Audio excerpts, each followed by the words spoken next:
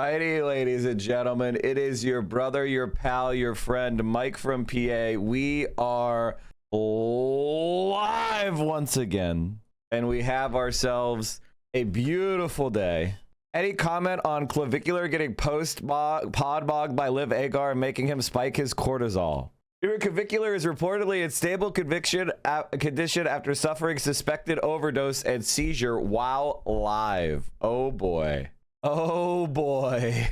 Chat, if you want to know who the fuck is Clavicular, the most amazing, hilarious deconstruction of the entire post-clavicular looks maxing movement is gonna roofie mogged and meth minimized. As he was like ODing, somebody was trying to give him Addy.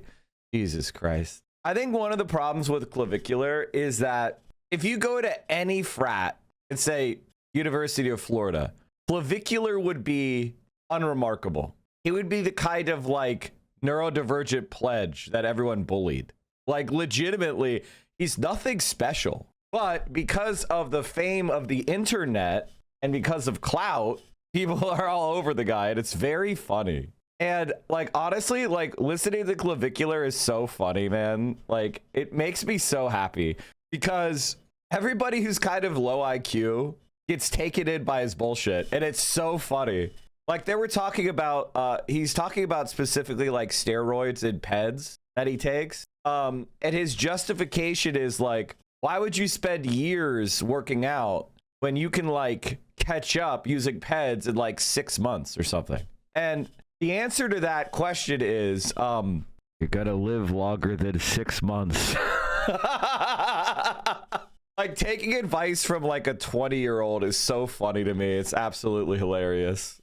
Like I fucking love our society. Yo bro, these have side effects, but that's like future Clav's problem. I'll be 25. Bro's a fucking moron. God damn, it's so good. But Mike, he's a 9. No, he's not. First of all, the rating system. All right, caught. I know you didn't watch the episode. I know you didn't watch the episode. No, it is a 9. The best you could be is an 8. He's not even from Florida. That's.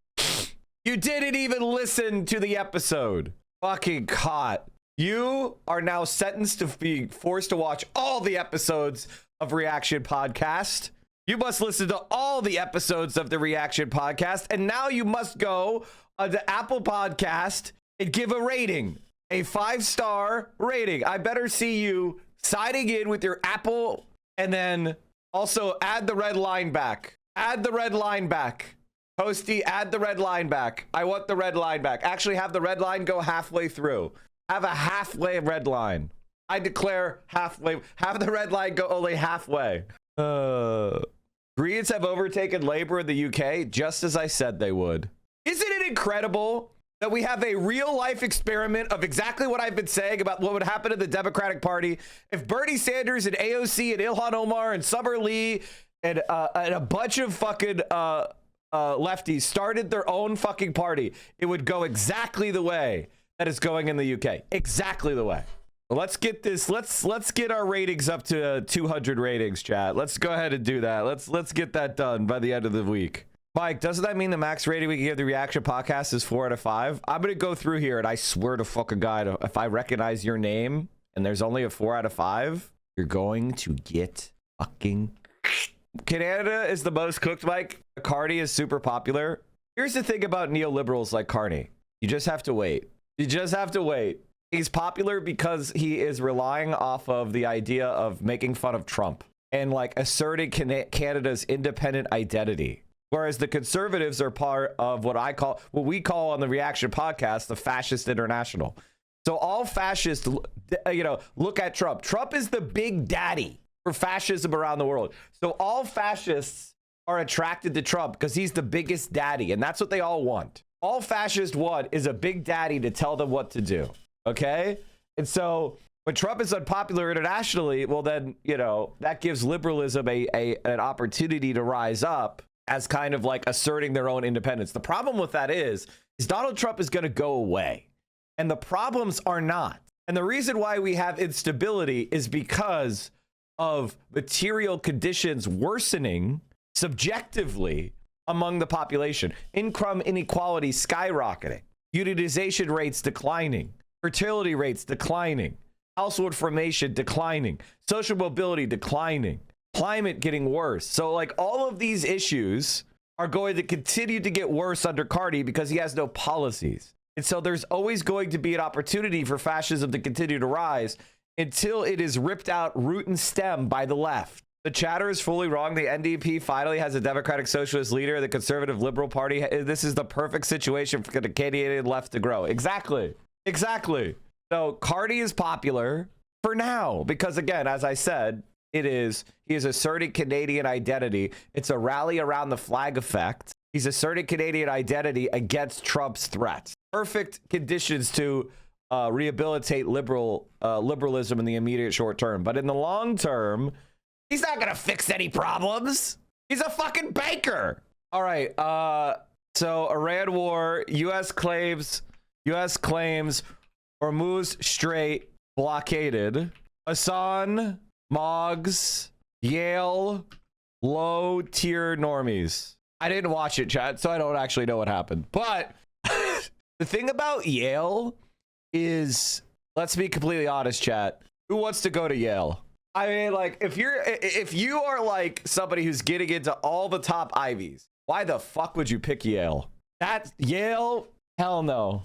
Hell no. I'd rather go to Princeton than Yale.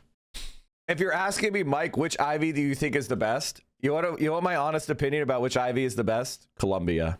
I know people are going to be, sorry. Excuse me. Penn is the best. Clearly, Penn is the best. That is clearly the best. Unironically, I would go to like Columbia, Penn, Harvard. I would not, the other ones suck. Like they actually do blow. Like I'm not even kidding. In before people are like, no, I love living in Connecticut. No, I love living in New Jersey. No, I love living in upstate New York. Bro, you gotta be real for a second. Be real. Assad had the audience applauding for Guatemalan land reform. Oh no, all I can say is I'm just fucking with the Yale people. Yale is an amazing institution. I'm so glad that Hassan got to do.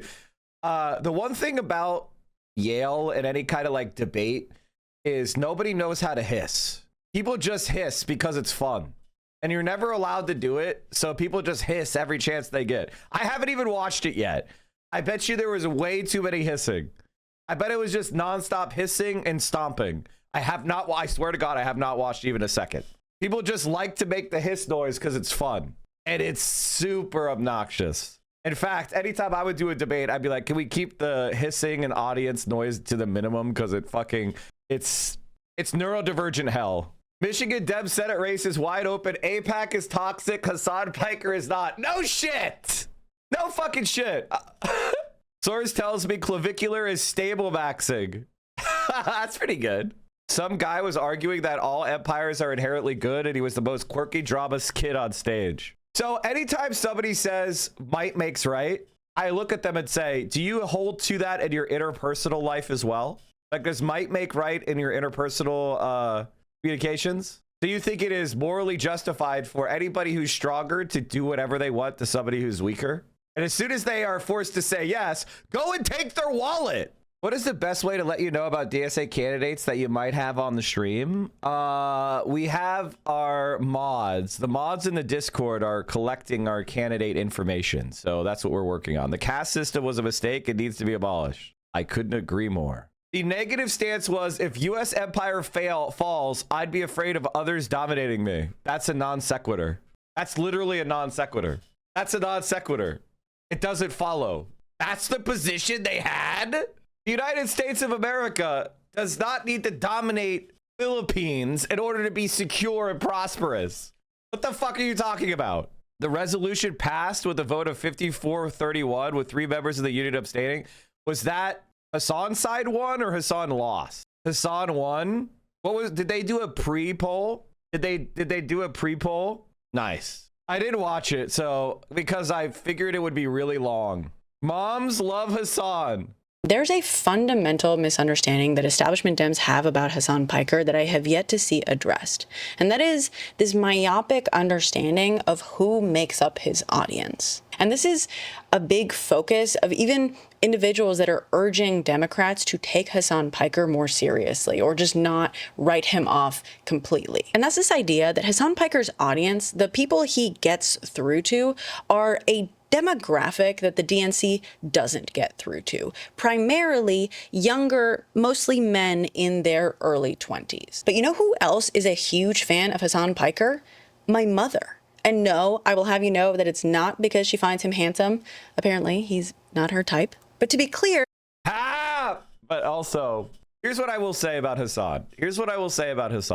Him being tall and handsome doesn't hurt. You know what I mean? It doesn't hurt. It doesn't hurt.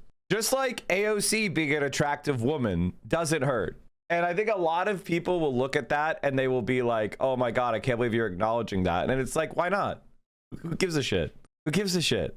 Barack Obama was popular because he was handsome as well. Like that is an asset. It's an asset to be good looking. It doesn't hurt you.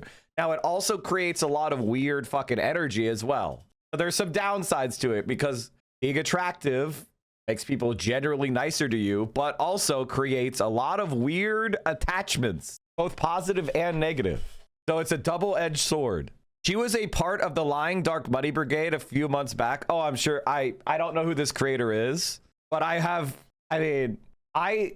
don't even really post on YouTube. Like my editors do it, and I don't know, like I don't know. Seems like my channel on YouTube is like almost bigger than, it's like performs better than hers. So it is what it is, So it doesn't mean that she's, so this is just somebody's opinion and I'm curious about it. She and I don't see eye to eye on a lot of stuff. That's why people are weird with me. People are weird with me because I'm narcissists hate autistic people. I didn't understand this for a long time, but it's like a weird energy. But people have like weird energy toward me, and I'm always like, what the fuck's going on? Where is it coming from? It's like narcissists like fixate on autistic people because they are guileless, which is good and bad. Okay, like I just want to straightforwardly tell you what I think, and I want to have a deeper connection with you and hear what you think, and then work together towards what we think is like good and right. I'm not playing the social game on the same level as you are, right? And that attracts some sort of like weird energy. It's because autistics have Shinigami eyes that can see through narcissism. I mean, kind of true, but I don't want to be like all autistics are good and all narcissists are bad. I'm just saying that I think I tend to get like, narcissists tend to hate my guts. Narcissists hate most people, not just the autist. Yeah, well, it is what it is. Let's keep going. Politically speaking, and that's kind of my point. He's speaking to saying Elon is guileless is very funny. He's pretty guileless. He just learned one thing. I mean, also you could be narcissistic and autistic. It's not mutually exclusive. The thing about Elon is he just learned I could just exaggerate to other nerds, and then other nerds will reward me. So he just kept doing it.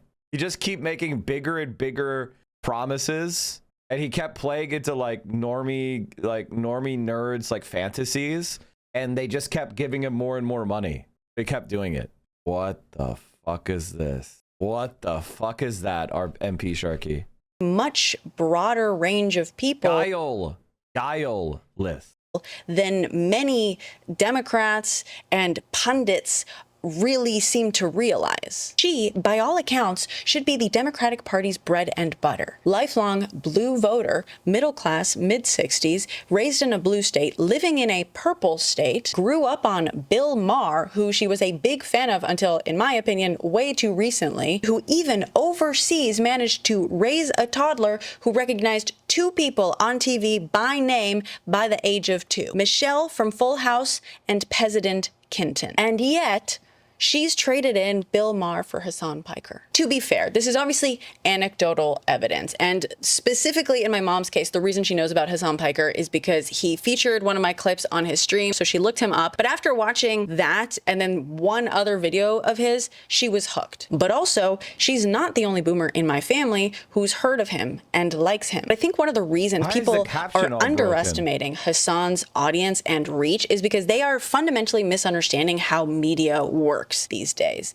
They're looking specifically at his Twitch streaming audience, which sure, probably largely young men in their early 20s. But I would posit to say the vast majority of Hasan Piker watchers don't actually watch him live. I get him on my feeds on verticals. My mother watches him on YouTube. And I think that just makes it a lot harder to quantify and track his very real reach. And by the way, I gotta be honest with you. Like, when people are talking about reach on the internet, it's so funny and so hilarious how dumb they are, how stupid they are. If I were to walk to any socialist or left-wing space, I would be recognized. If Hasan goes to it, there'll be a fucking crowd. If it's any political space, you understand? Like, the reach that Hasan has is he's basically, if people follow politics and they're under the age of 45, they know who he is. And I don't say that because I'm trying to say that, oh, I'm famous. I'm saying the opposite.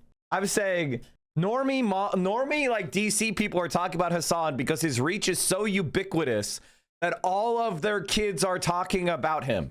Like, you can't avoid him now if you are in a political space, and it's international. Most of the people that are shit talking Hasan are not even American. This has very real effects. Just today, she told me about a candidate she had just heard about that she loved, Abdul El Sayed. And why had she heard of him? Because of Hasan Piker. So not only is Hasan speaking to demographics that the establishment Dems have yet to capture, he's speaking to the demographics that they take 100% for granted. And they're clearly severely underestimating who exactly in this country is feeling so much discontent with them and their policies. Dems aren't just out of touch with people they have yet to excite or capture, they're falling out of touch with the people they've always assumed would be there. I want you to understand something, chat. So there was just a poll done by Data for Progress and Zateo and DropSite. And they were asked, look at this poll. A plurality of Democratic primary voters approve of El Sayed inviting Hasan Piker to campaign rallies. Recently, Democratic U.S. Senate candidate Dr. Abdul El Sayed announced that Hasan Piker, a left-wing political commentator, would join him at campaign rallies on college campuses on April 7th. So right now, the only thing that has been explained is his name and that he's left-wing, okay? Which, I don't know if you know, but regular people, whatever you say left or right, they go, oh God, left or right, I'm so tired, or left or right. Like, that's the normie take. Whenever you say something is left-wing or right-wing, they're like, ew, okay? Let's keep going. El Sayed's opponents have criticized those planned rallies, accusing Hasan Piker of anti-Semitism and highlighting past controversial remarks. Okay, so the only thing people have heard about Hasan, if you've never heard about Hasan, the only thing you've heard is he's been accused of anti-Semitism and made controversial remarks. El Sayed has argued that criticism of Israel should not be confused with anti-Semitism and defended those rallies with Piker. Now, he didn't say Hasan's is not anti-Semitic. He just says criticism of Israel is not anti-Semitic. So there is literally just negative accusations against Piker, nothing positive about Piker, just that El Sayed has defended him. So he's been accused of anti-Semitism. El Sayed has defended him. What do you think of El Sayed with Hasan Piker? 40% approve, 30% disapprove. Bro, this is a negatively framed question, giving negative information about Hasan and thereby trying to smear El Sayed. Now, maybe they didn't intend this. If they didn't intend it, then the question was written like shit. If they did intend it, that was a dirty move, and it failed. Now, I think DropSite News and Zateo almost certainly didn't have an ill intent for Hasan, but whoever came up with this particular question was not doing Hasan Piker any fucking favors. And yet, on net, he came out plus 10. That's insane. If you did the same question, but you put my name in there, it would be like 50% disapprove, 20% approve. Why? Because nobody knows who the fuck I am. Okay? Oh, you guys think 90% don't know? You think people say they don't know who somebody is if they don't know who that person is? My sweet summer child. You've never done polling before. Right off the bat, 10% of people will always say they know you. It doesn't matter if you make up the name. 10% of people will say they know you. That's just right off the bat. How do I know this? I've done a lot of these polls before.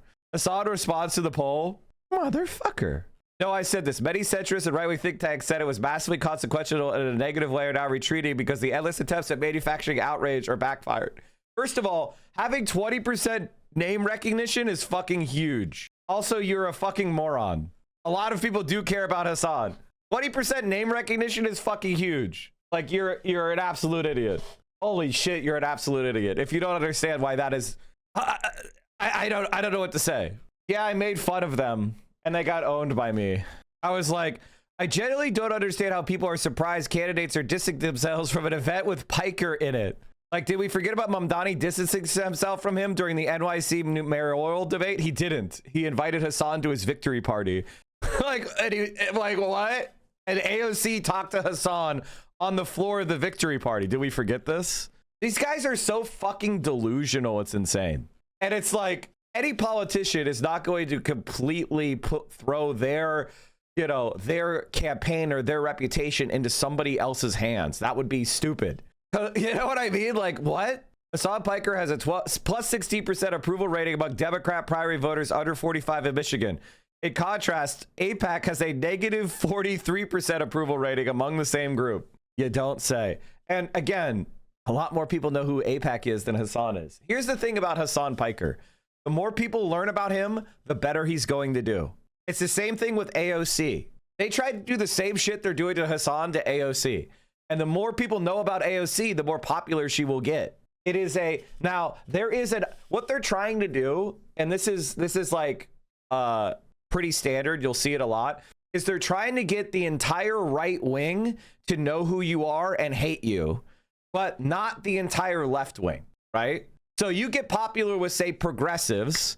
So that's, say, like a quarter of the country, right? The highly plugged in progressive population, that's like a quarter of the country, right?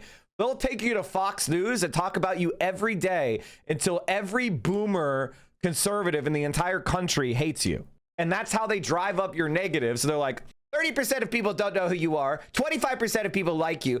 35% of people hate you. You're unpopular. That's what they did with Zoran. That's what they did with AOC. That's the like path. But then more and more left-wing people learn about you. And like the people that don't know about you are overwhelmingly likely to like you if they learn about you. And then more and more people learn about you and your popularity goes up. So that's what they're trying to do. They're trying to do this thing where just Fox News grandpas hate you. They all know you and hate you. But the regular normie, like left-wingers, don't know who you are. That's the like trap they try to pull. And the centrist Democrats help them. The centrist Democrats boost conservative hate about you if you're on the left. This happens every time. Republicans are treating Hassan like the the fall of the USSR was one of the greatest catastrophes of the 20th century. So true. Absolutely totally cannot be debated. Cannot be debated. Largest peacetime drop of life expectancy in human history. Sorry for the baby derail, but I don't know if you saw this, but Dem from New Jersey, Josh Gottheimer, introduced a national bill for digital age verification surveillance AI on the operating system level. This is almost certainly something coming from Israel. Josh Gottheimer is a spy for Israel. And there's really nothing more to say other than he's a traitor and he should be in prison. Like, he should be prosecuted for espionage and treason. Like, the guy is not an American rep. We should promote good journalism that's tried to debunk the lies against Hassan. I gotta tell you, like, I don't know if we're gonna read this, but I will say this. Hassan Piker is treated like a presidential candidate. Senators do not get this level of scrutiny. Governors do not get this level of scrutiny. Hassan Piker is being treated like a Democratic Party frontrunner for president. And the reason why, in case you're wondering why, it's not crazy. It's completely rational. The way that America's politics has worked since mass media was invented, once FDR died, there was a concerted effort to control mass media through pro-capitalist, anti-left gatekeepers. That was the intentional decision. Once FDR died, they have been on that project to forever prevent any kind of left-wing populism from ever taking hold in America again. And the Democratic Party helped, especially after the 60s. That's when there was a real fear and it went into overdrive. So they had mainstream media gatekeepers that would literally it didn't matter if you were a fucking senator. Paul Wellstone, they barely talked about the guy. They didn't fucking care until he suddenly died in a plane accident. What happened? Oh no, another left-winger died in a plane crash. Oh my God, I can't believe it. So now Hassan is creating a left-wing media sphere that's outside of the Democratic Party's ability to gatekeep and control. So they're doing everything they can to go after him, but the problem is they didn't make him. They have no ability to control him because he's not dependent upon them. I said, you dumb or something? I said, get back to posting other people's polling work. No one is here for your takes. I mean, like, ultimately...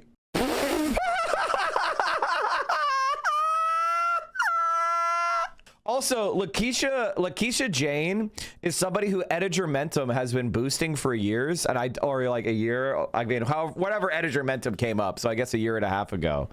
This guy hates the left, and I'm always weirded out because I'm like, why is Edgermentum constantly pushing this guy? This guy's a fucking moron.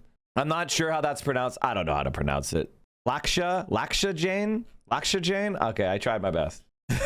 Guys, this stinks like Destiny/Wash. So many weird suggestive art followings. This must be who it is. Miles Klee is the first follow.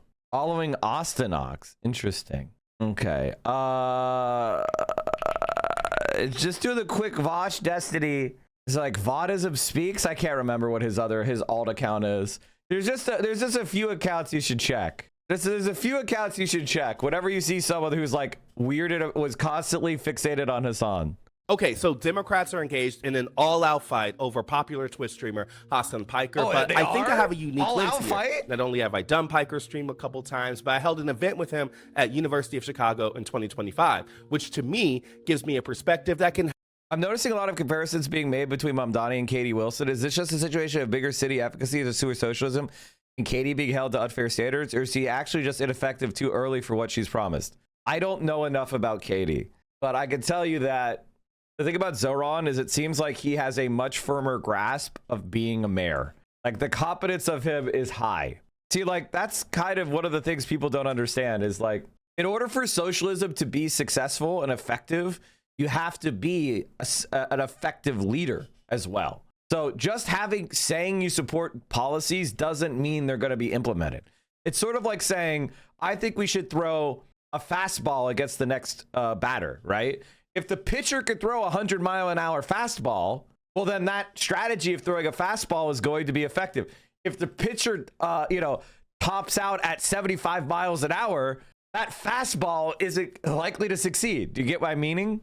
Like, you need to have not only the right decision, but the right implementer. You have to have the right skills to implement. And seeing if somebody has that leadership ability. Did we talk about the Yale speech yet? No, we didn't. We're just kind of we're ramping. Help cut through some of the noise here and help you understand what this controversy is actually about. Democratic moderate think tank Third Way published an op-ed in the Wall Street Journal saying that Democrats should distance themselves from Piker. They said that his previous kind of controversial statements, saying that America deserved 9/11, or his pro-Palestinian advocacy, which some people have said have veered into anti-Israel sentiment or some anti-Semitism. But the catch-22 here is that Piker has a big audience, particularly with the type of voters that Democrats are doing worse against. All in all, I think this shows to me how some of this controversy is a little astroturfed. Piker's answered these questions for a while, and he's been consistent about making a distinction between his anti-Israel advocacy and anti-Semitism. I think you gotta think of him as somewhat of a shock jock, someone reminiscent of the radio host of the 90s or 2000s that really drives people somewhat through driving engagement, interest, and ruffling a few feathers. The other thing I'd say is I don't think this is really about Piker himself, but really about a Democratic organization who's wrangling with the question of how its voters are changing when it comes to Israel and Gaza overall. The Democrats are gonna have to answer this question in a big way come 2027.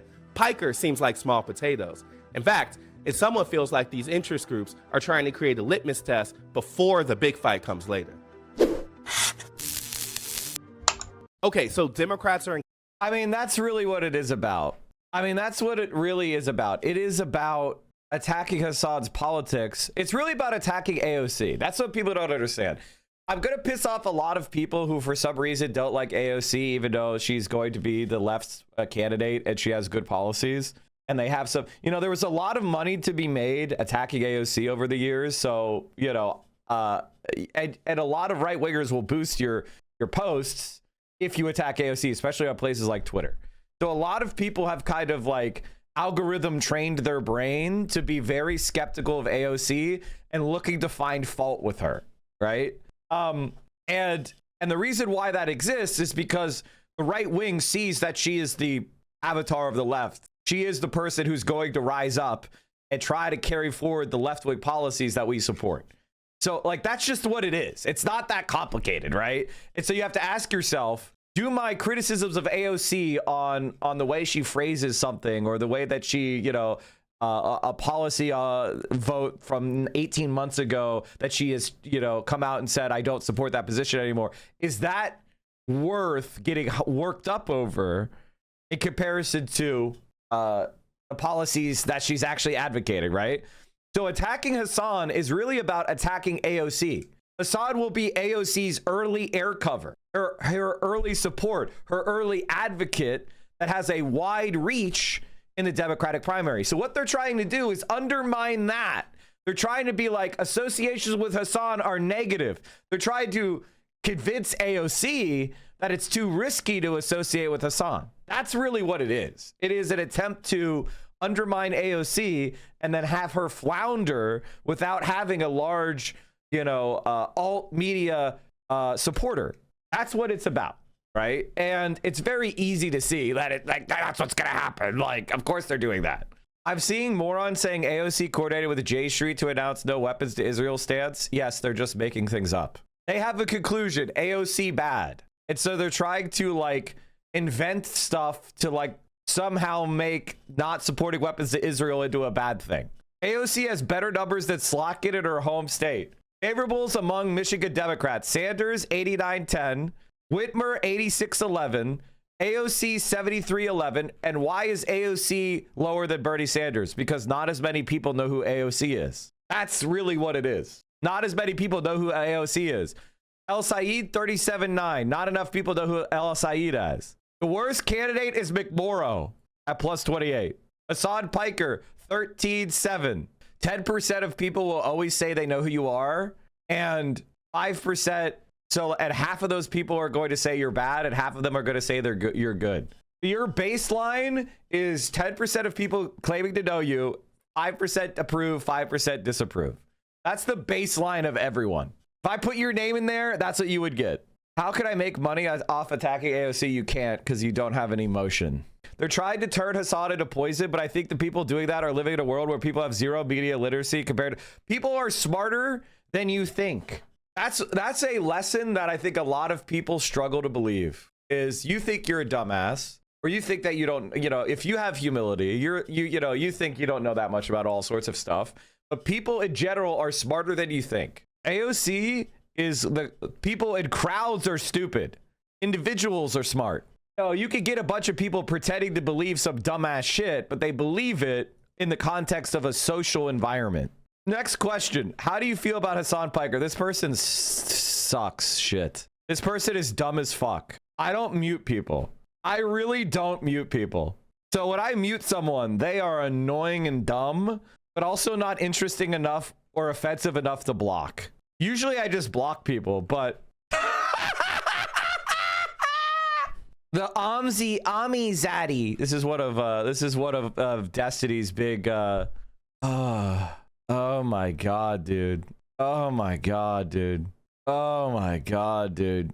Absolutely.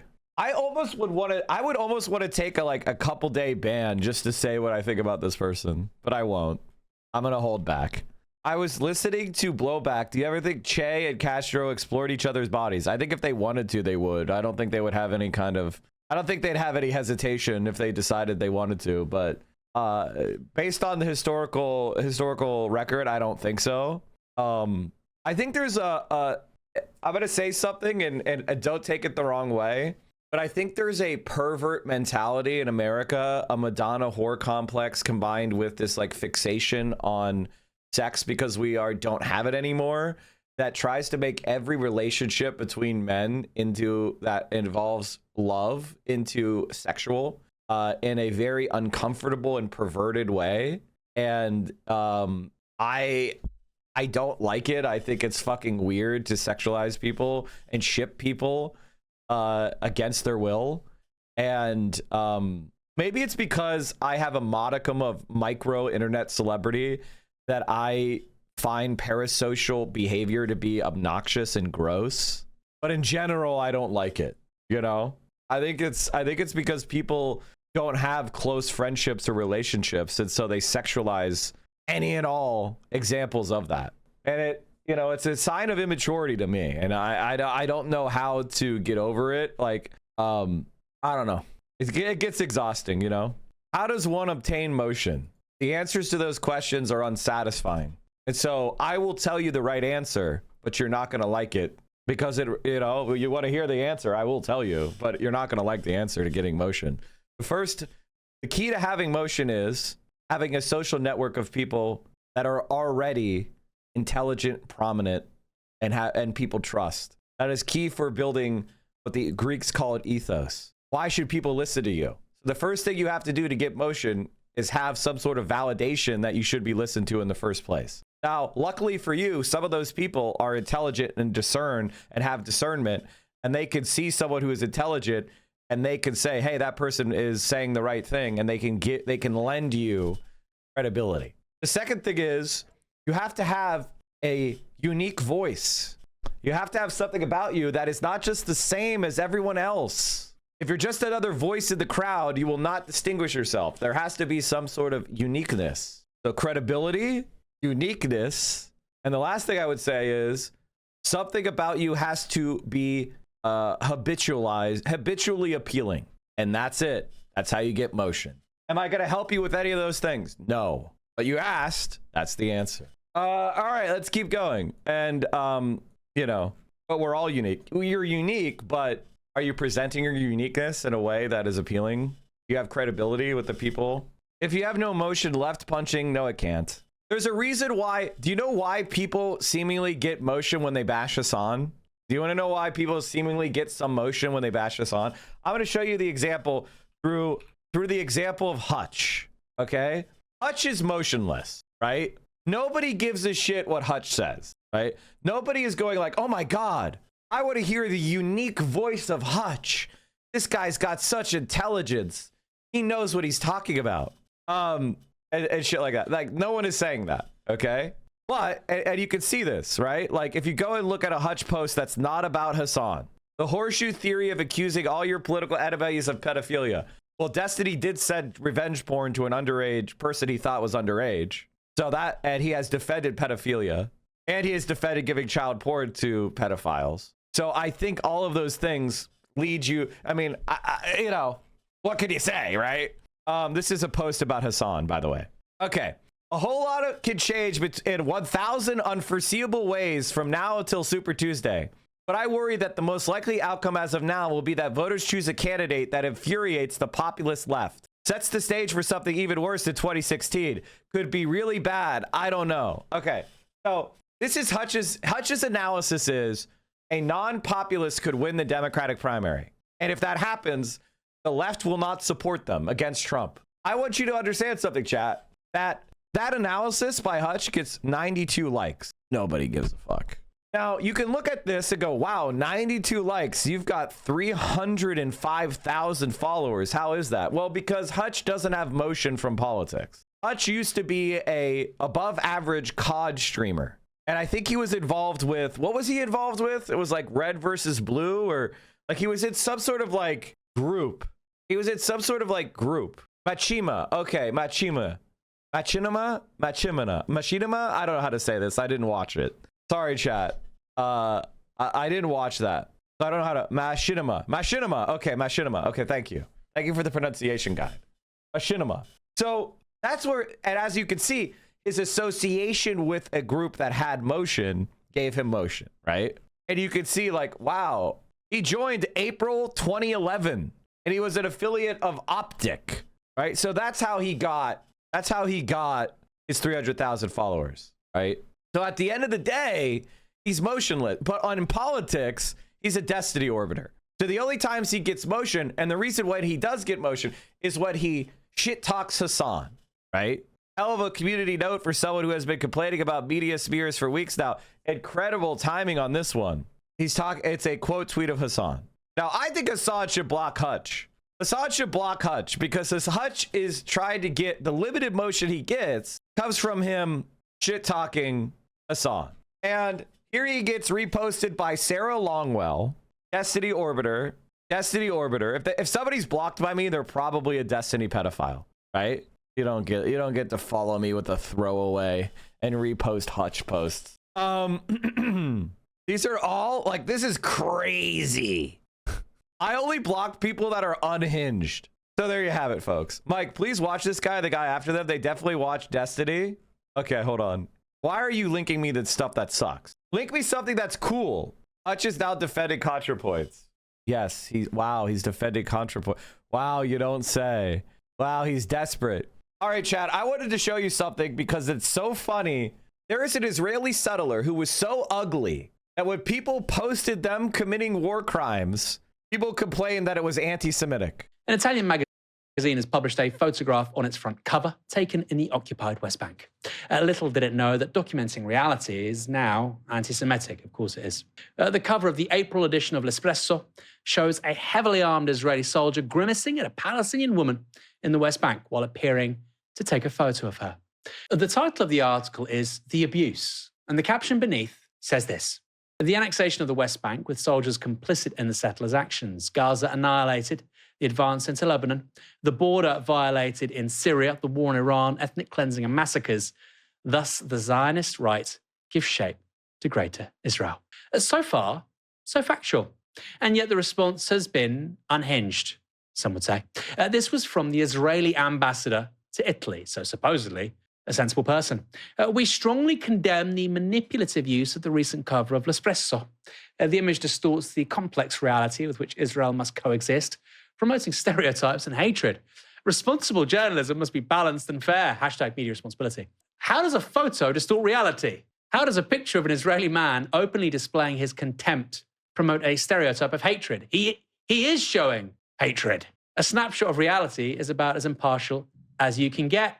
Canadian-American Rabbi Ruben Pupko went even further, posting this. Italy's magazine at Espresso Online publishing anti-Semitic Destuma, where the imagery, that was newspaper in Nazi Germany, should clarify where they got this image from.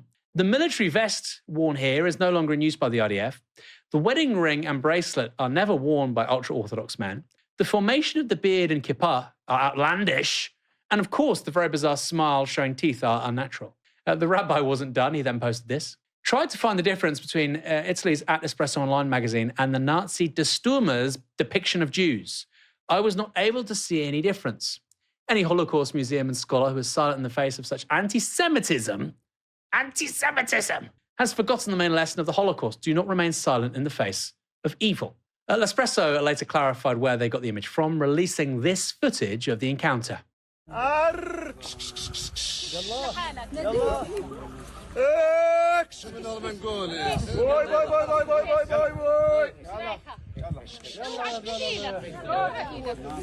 by the way, this is how it operates, chat, because the moment you kill an Israeli settler, like say an Israeli settler assaulted someone or attacked someone in their home and they were killed, right?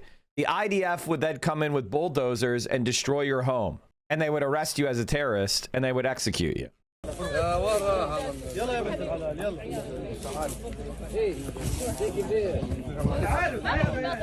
There he is, clear as day, calling on his pals in the IDF to help him harass. Now, I could do everything I can to say that anti-Semitism is a blight on society. I could do everything I can to say that Zionism and Judaism are separate. But then when Israel's settlers behave like that, all the effort in the world, all the preambles in the world are not going to stop anti-Semitism from growing. Armed woman. But even that wasn't enough for the rabbi, who went on to post this. So we now have footage of the anti-Semitic photo published on the cover of Espresso Online. What's the title? L'abuso, which means abuse. Watch for yourself and decide if it's the innocent soldier or the Palestinian woman. Innocent What the hell is this going on soldier? about? The completely confected brouhaha of the Italian magazine cover won't have helped Israeli-Italian relations, which are currently at an all-time low. Last week, Italian Foreign Minister Antonio Tajani expressed solidarity with the people of Lebanon and condemned what he called the unjustified and unacceptable attacks on the country by Israel. That rebuke came in the context of one of the bloodiest days in Lebanese history, when Israeli strikes targeted densely populated areas in Beirut and elsewhere and killed over 350 people in just 10 minutes. In response to those comments, Israel summoned Italy's ambassador to the country to face rebuke. But today, Italy's Prime Minister, Giorgia Meloni, appears to have had enough. She's now suspended Italy's 23-year-old defense pact with Israel, pointing to, quote, the current situation for her decision. It's worth noting that the timing is important here. Israeli and Lebanese officials are meeting in Washington today to try and end Israel's assault on the country. No doubt, Meloni's action will be aimed at putting a little pressure on the Israelis ahead of those talks. Kieran, this whole thing was surreal to me. You had people basically saying that this front cover is a caricature, it's cartoonish, it's like the Stürmer in the 1930s, but the point is those were literal cartoons. This is a photo. One is real and one is a caricature. Caricature, what is it? It's an overemphasis on certain characteristics to depict a racist image of somebody or a group. This is a literal photo. Also for this guy, right? I mean, he's so unattractive that, you know, you've got it's Israeli diplomats saying that it's anti-Semitic to share a photo of him. That's pretty bad, right? I almost feel sorry for the guy. Of course I don't. He's horrible. And he's engaged in horrible bullying behavior of that poor woman. But this does tell us a lot, doesn't it? Because that rabbi, you know, the Israeli government, by virtue of a diplomat, they really believe this stuff. They really believe that a photo of an unattractive IDF guy is actually anti-Semitic. I suppose there's an easy way to disprove it as anti-Semitic before getting onto the wider points about confected anti-Semitism. If he were very good looking, but pulling a ridiculous face, maybe, but very handsome, and brutalizing a woman on her land, I imagine it would still have the same effect. I mean, you might say, well, he's very ugly, so that creates more attention, or I doubt it. We've seen lots of very conventionally handsome IDF soldiers or who have basically been arraigned for their brutality. And the depiction of that brutality has been a depiction of reality. So we've reached the point of absurdity in this anti-Semitism theory of everything, where reality is anti-Semitic. But actually, there is a long history of the state of Israel trying to depict reality as anti-Semitic and actually simulating old school canonical anti-Semitism. So blood libel, well poisoning, and so on. The sort of medieval forms of anti-Semitism.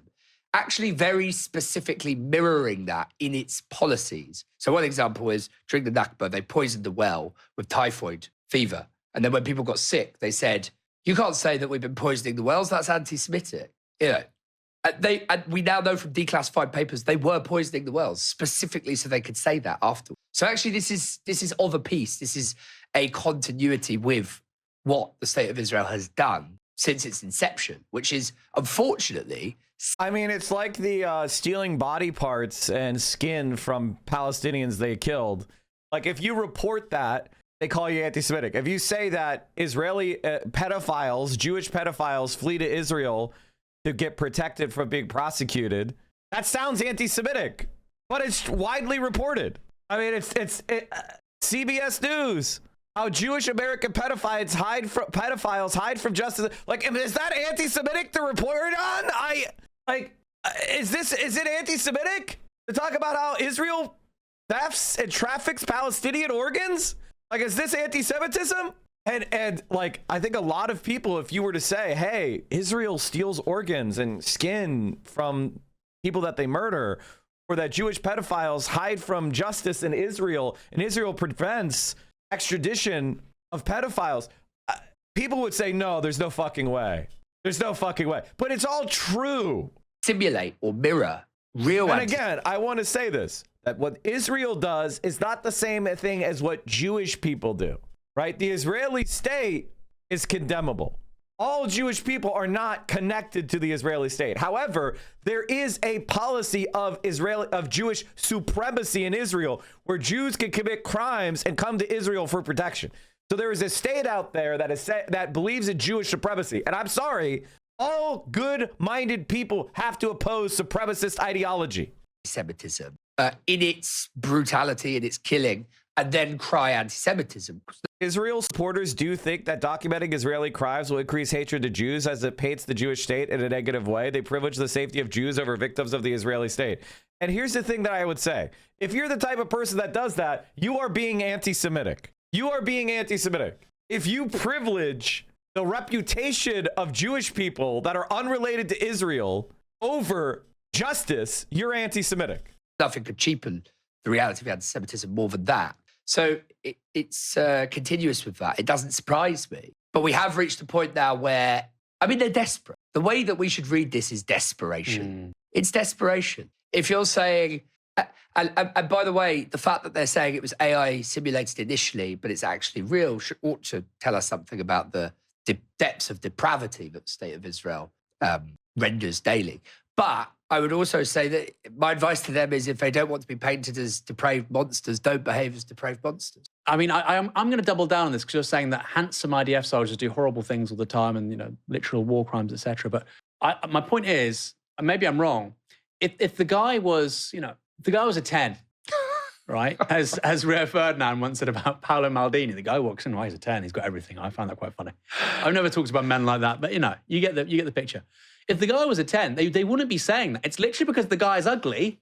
I know this sounds really harsh. I don't like talking about people's looks, of course not. But this gets the fundamental of the story and propaganda, right? The Israeli propaganda machine works like this. They want every single public depiction of Israel to be positive. So you've got a really weird-looking guy behaving really horribly, and there's quite critical language of Israel beneath it, on the front cover of the most popular current affairs magazine in Italy, you know, that's going to really offend them. And it's painting a picture. And so they say, well, oh my goodness, this is all to target us and it's to diminish the legitimacy of the state of Israel. It's just the guy looks horrible.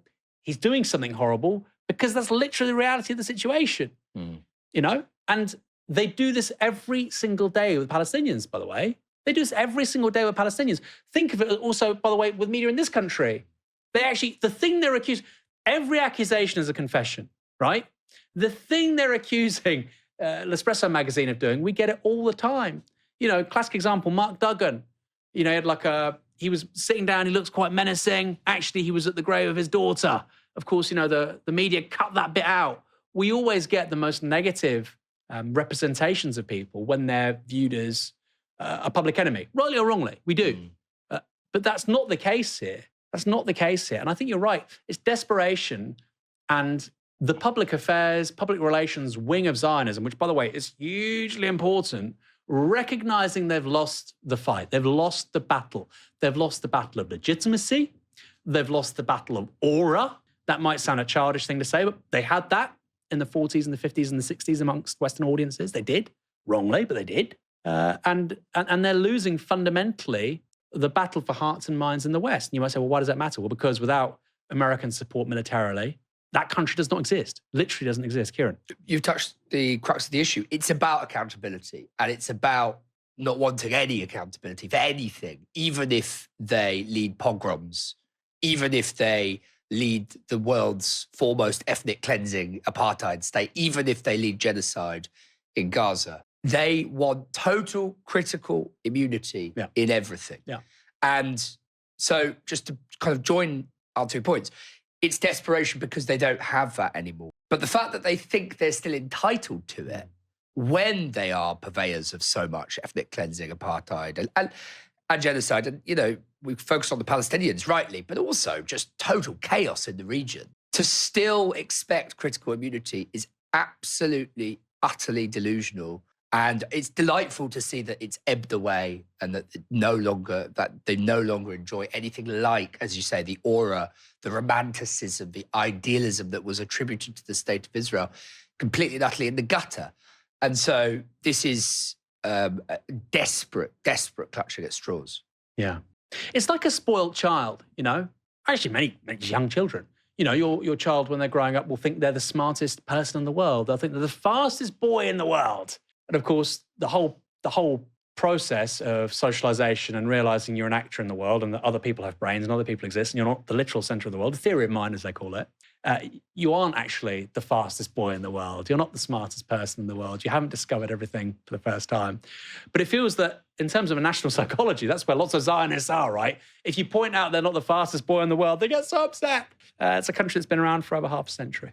All right, chat, let's take a look at this new poll that has Hassad as a question. Fucking awesome, dude. We talked about it a little bit, but I want to see the poll. Does anybody have the crosstabs? Okay, here we go. Zateo poll. Michigan's Deb Senate race is wide open. AIPAC is toxic. Hassad Piker is not. Tied up in Michigan. Woo! Honestly, chat, I think it's going to be awesome because all the candidates are doing well enough that they're not going to drop out, which is the ideal case for Abdul, because Abdul would lose to one white woman. Let me just be completely honest with you, chat. Can I speak openly? Can I speak honestly and openly? White women are the demographic of the Democratic Party. White women are, especially in Michigan, okay? They're the largest single demographic voting for Democrats in primaries, okay? So a Muslim man with the name Abdul running against one white woman would be a tough lift, okay? That would be a tough lift. But the fact that he's running against two white women is ideal vote splitting technology. So the more we are actually talking about policy, and I would bet you that, and I love Abdul, but Abdul El Sayed is Michigan is white as fuck. And I think that name against Haley Stevens or Mallory McMorrow, I mean, those are like, 30% of people are not going to know who any of the candidates are when they show up to vote in the primary. Okay. So those names, they give you an advantage. There's definitely a little bit of white privilege that's going on here. Right. So I want them both to stay in. I want them both to stay in the race. Okay. Because that gives us the opportunity to be talking about policy. And on policy, the voters are with Abdul, 100,000. Okay.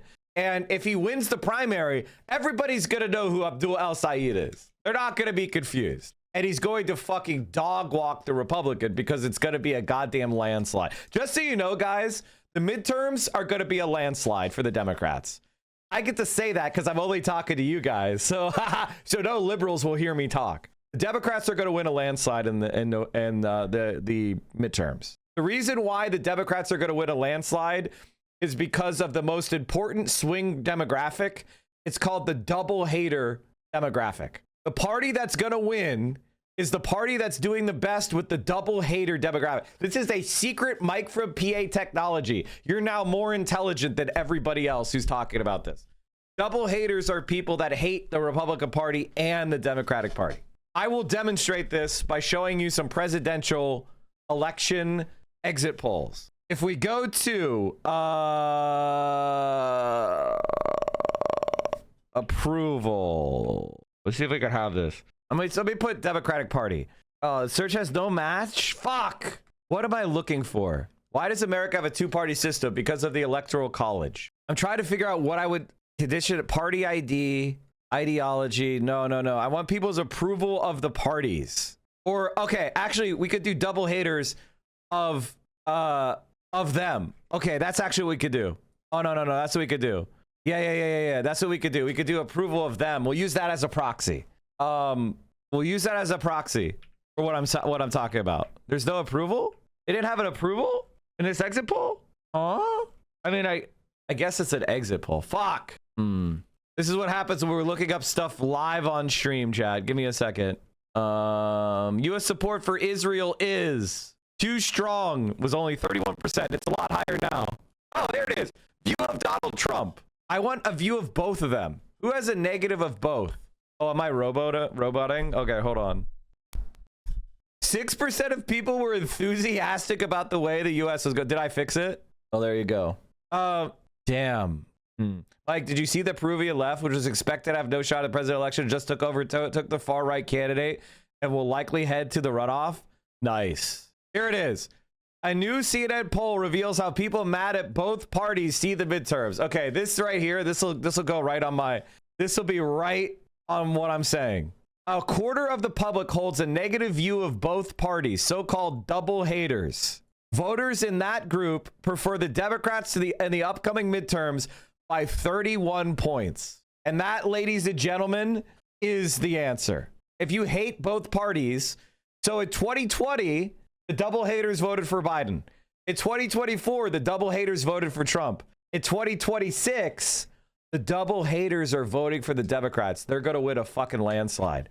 That, ladies and gentlemen, is the ultimate sign that the Democrats are going to do well in the midterms. Even though everybody hates the Democrats and the Democratic approval is at an all-time low, people are still going to vote for them over the Republicans because they fucking hate Trump. So what does that mean? It means get the Democratic nomination if you can. If you hate the Democratic Party, become a Democratic nominee because you'll fucking win. That's why we do entryism. It's because it's about winning power. The Democratic Party doesn't really mean anything. You don't have to pay any dues. There's no requirements for how you vote. The Democratic Party label cannot be stripped from you. The only reason you run as a Democrat is because a bunch of people vote for any Democrat, so you're getting their votes by default. So this is why the Democrats are going to win the midterms, and they're going to win a landslide, and they're going to win every single swing state, unless the candidate gets exposed as a pedophile the day before the election. The question is, will the Democrats win some red state senators? And I think they will. Do you think it's a landslide no matter whom the candidates are? As long as the candidates are not extremely bad. I think a lot of bad candidates are going to win. So, but there is a limit. You could be so bad that, you can't win. But I just came across the article explaining how Elizabeth Warren endorsed Mallory. Oh, send it to me. I do think the midterms is going to be a blue wave. I think we're going to see a massive amount of people just not voting. Yes, those people are called Republicans. Republicans are not going to show up. Every single person who hates the Republicans will include, and they're going to get absolutely dog walked. The Republican Party is going to have low as fuck energy, and they're going to be super depressed. And the reason why that is a lot of Republicans are going to have to either distance themselves from Trump or lose. And Trump is going to have a fucking meltdown because he's a narcissist. ICE at polling places, I mean, anything's possible. Assuming Donald Trump, I mean, who knows? I honestly don't think there's enough support for Trump for them to do something like that. Their opportunity to go after the left passed. They missed their chance. They were too slow and too weak. People could see the writing on the wall. Did you see the poll showing Mark Kelly as the leader in the Democratic presidential noms? That poll is incorrect because nobody knows who that guy is. Will he care about approval by then? Yes, of course. He's the biggest narcissist the world has ever seen. Of course he will. Michigan's Democratic primary for U.S. Senate is a three-way dead heat. The survey additionally found that the likely Democratic primary voters are far more concerned about the pro-Israel lobby AIPAC's influence on candidates than the influence of Hassan Piker, the leftist Twitch streamer who campaigned with candidate Abdul El Sayed at two Michigan universities last week. A poll from Data for Progress found 22% of likely Democratic primary voters support El Sayed, endorsed by Bernie Sanders and a vocal critic of Israel. 23% support Haley Stevens, a conservative pro-Israel Democrat backed by party leaders in Washington. And 22% support Mallory McMorrow, the J Street endorsed candidate, positioning herself in between Stevens and El Sayed. Notably, a third of voters were undecided. Abdul El Sayed, 22. Mallory McMorrow, 22. Haley Stevens, 23. Not sure, 33. We need AOC to campaign with Abdul now. I wonder if she will. I think it would be a huge boost. Bernie hasn't endorsed El Sayed. Warren has endorsed McMorrow. I wonder if AOC will. If AOC endorsed him closer to the election, he's already got the Bernie endorsement. So if AOC endorsed him closer to the primary, it would be more beneficial. He already has the clout. He already has the legitimacy from the Bernie endorsement. So if she endorses him closer to the primary, that'll be a huge boost. That'll maximize her endorsement. I think if she endorses too early, it kind of it's not as notable when the primary happens. So I feel like her endorsing him later in the summer would be a good idea. July or June. Yeah. The poll also tested what would happen in a two-way race and found that McMorrow would benefit more from El Sayed dropping out than vice versa. His voters are more likely to consider McMorrow their second choice, or McMorrow voters are more likely to call Stevens their second choice, suggesting that McMorrow is not simply splitting the progressive vote. However, in all the scenarios that were polled, a plurality of likely Democratic primary voters remained unsure as to whom they would support, suggesting again that the race remains fully up for grabs with 3.5 months left before the primary election. Yeah, see, this is the white woman power right here, right? Like, it's two white women running against a brown man. Like, of course, if one of the white women drops out, it'll hurt him. So, best case scenario is they stay in. And I don't know about you, chat, but if I'm Haley Stevens and I'm winning, I'm not dropping out. And if I'm Mallory McMorrow and I'm 1 point down, I'm not dropping out. This is the ideal scenario. Other than Abdul winning, like, even if Abdul was winning by 15, one of them might drop out. But with this scenario, this is the perfect scenario for Abdul to win, where they both stay in, and then AOC endorses him later on in the summer, and he gets like a half of the undecideds, and then the other half split between Mallory and Stevens evenly, and he wins by about 6 points. We're going to have a white woman running against Tom Cotton in Arkansas. I'm going to hold your hand when I say this. I don't give a shit about the Arkansas Senate race, and I'm not going to pay attention to it. I'm going to hold your hand, and I'm going to say, if we're winning Arkansas, then we've won 49 states. California governor's race is fucked? What do you mean? It's great. It's fucking hilarious. We're going to get a guy who went to Hassan's house elected. Yeah, he's going to be a weirdo billionaire. Who gives a shit? He went to Hassan's house and kissed Hassan's ass. That's exactly who we want to win. If a person is kissing Hassan's ring, that is better than the other ridiculous centrists that are running. Katie Porter sucks. Why is Katie Porter not the choice? Because she fucking sucks, man. She had the opportunity to be more left wing, and she's an Elizabeth Warren person, and they suck. I'm sorry. There's so many Elizabeth Warren people I've been trying to give the benefit of the doubt to, but they always fucking depress me. They always disappoint me. So just stop believing in Elizabeth Warren people.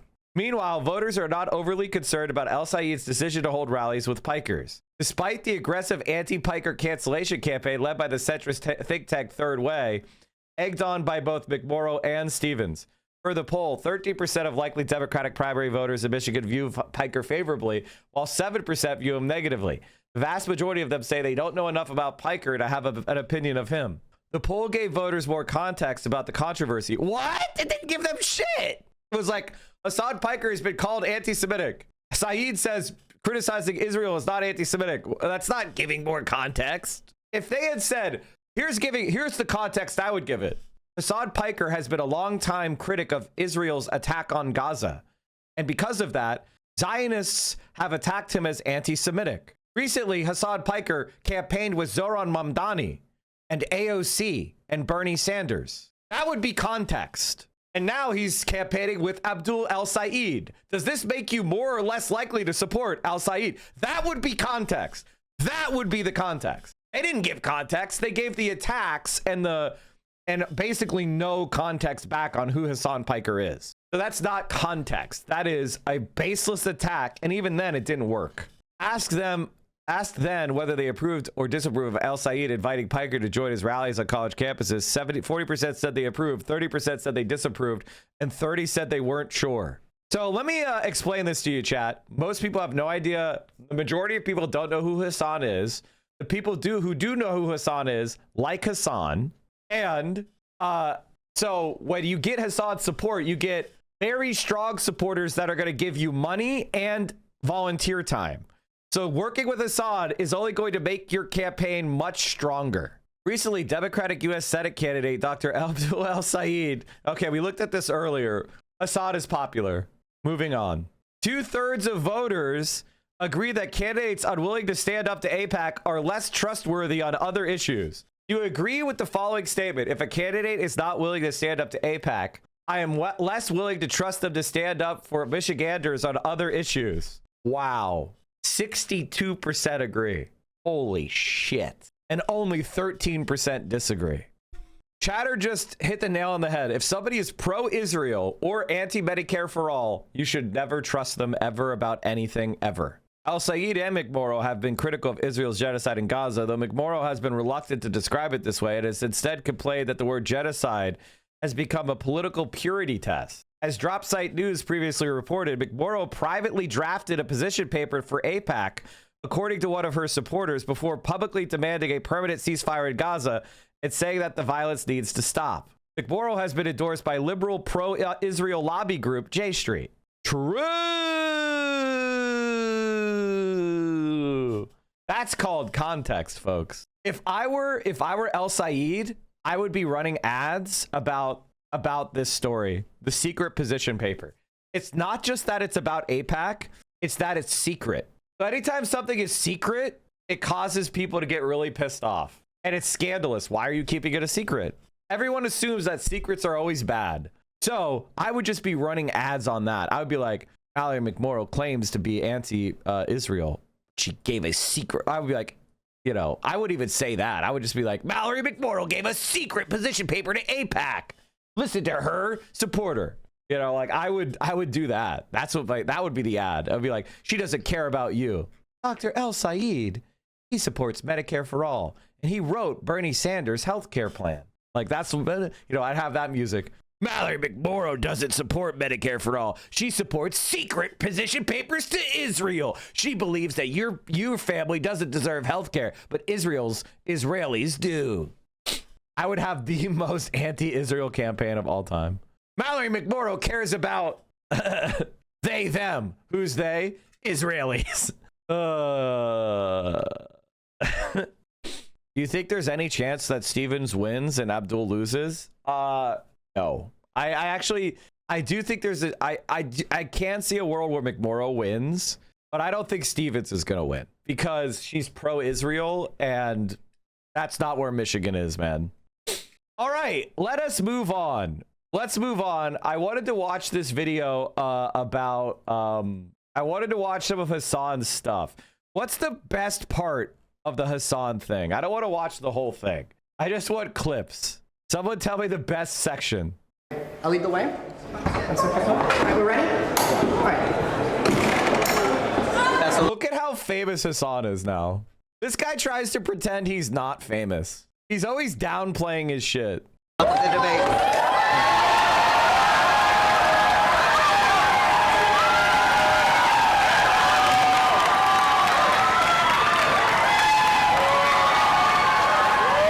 I get why he does it because nobody wants to watch somebody who's like rich and famous go, I'm rich and famous. It's very cringe. But at the same time, it's like, bro, you don't have to spend time with the preamble. You don't have to spend time with the preamble where you're going like, oh, I'm just a small bean Twitch streamer. I'm just a Twitch streamer. Just stop. Just stop. You're doing speeches to Yale.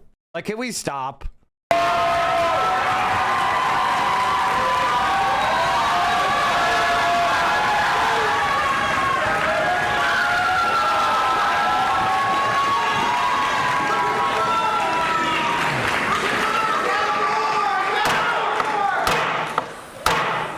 I call this debate caucus of the Yale Political Union to order. As a debate nerd myself, oh God, just seeing somebody else do it is just... Is there perhaps an appropriate announcement from the chair of the party of the left? Chair. I have, but it's not. Thank you, Mr. Speaker. Last week, the party of the left debated resolve reason over religion. We chose reason.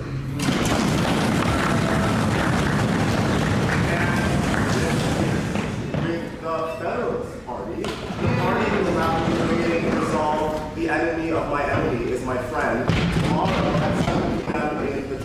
All right, when do we get into the good shit? I forget your third question. Oh, it was just Venezuela and Cuba being narco states. Where you got that information from? So I mean, once again, I'm not like the greatest like expert on like cartels, but I'm pretty sure, for example, like I can't tell you specific research for you. Wow, so I just call other countries narco states with no evidence and no research. Nice. But like I'm pretty sure Cuba, for example, is like makes a significant amount of money as like a middle point between like South American cartels and like America. Does this guy think he could just fly general aviation aircraft from Cuba to America?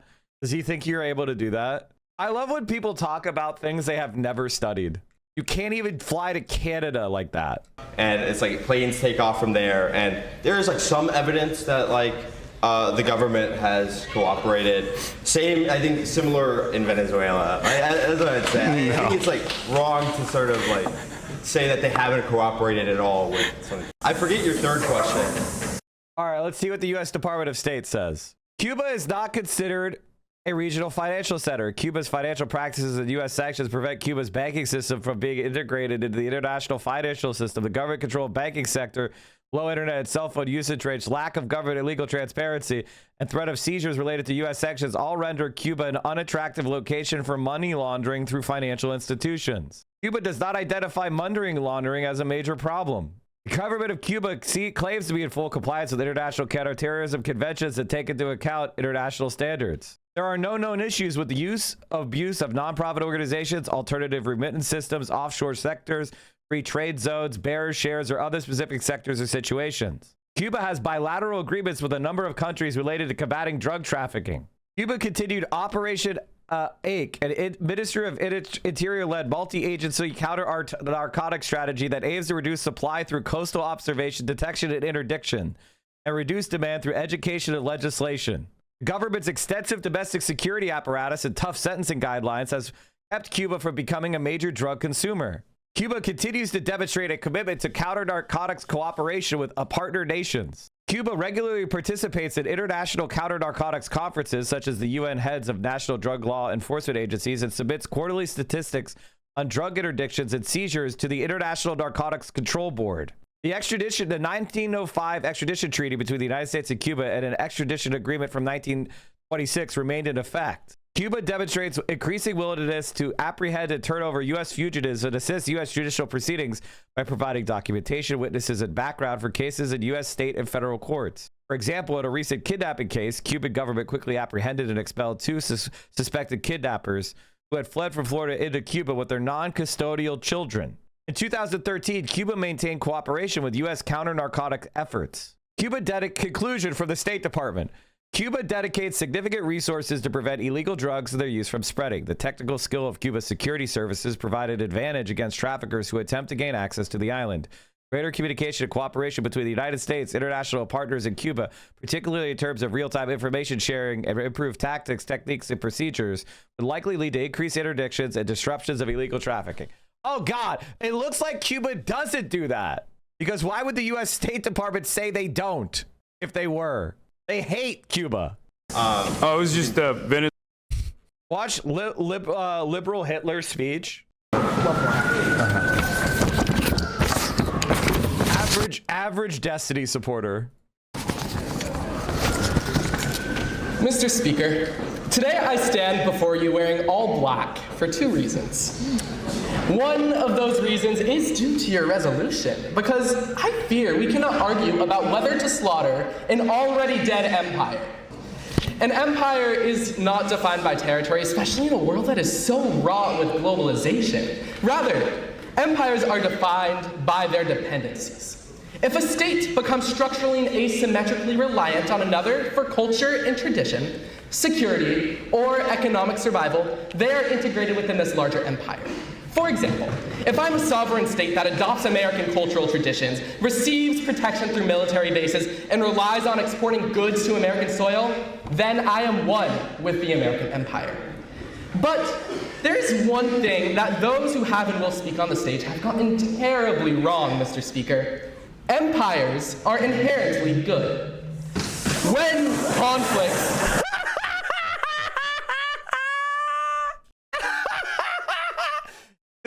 We got Draco Malfoy's uglier cousin up here right now.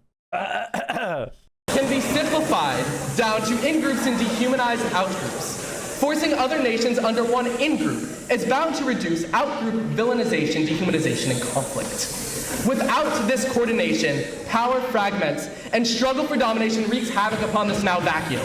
An empire can stabilize trade, reduce conflict, and establish greater order and allow for greater lived meaning in a multicultural world. The world needs dominance for peace, and...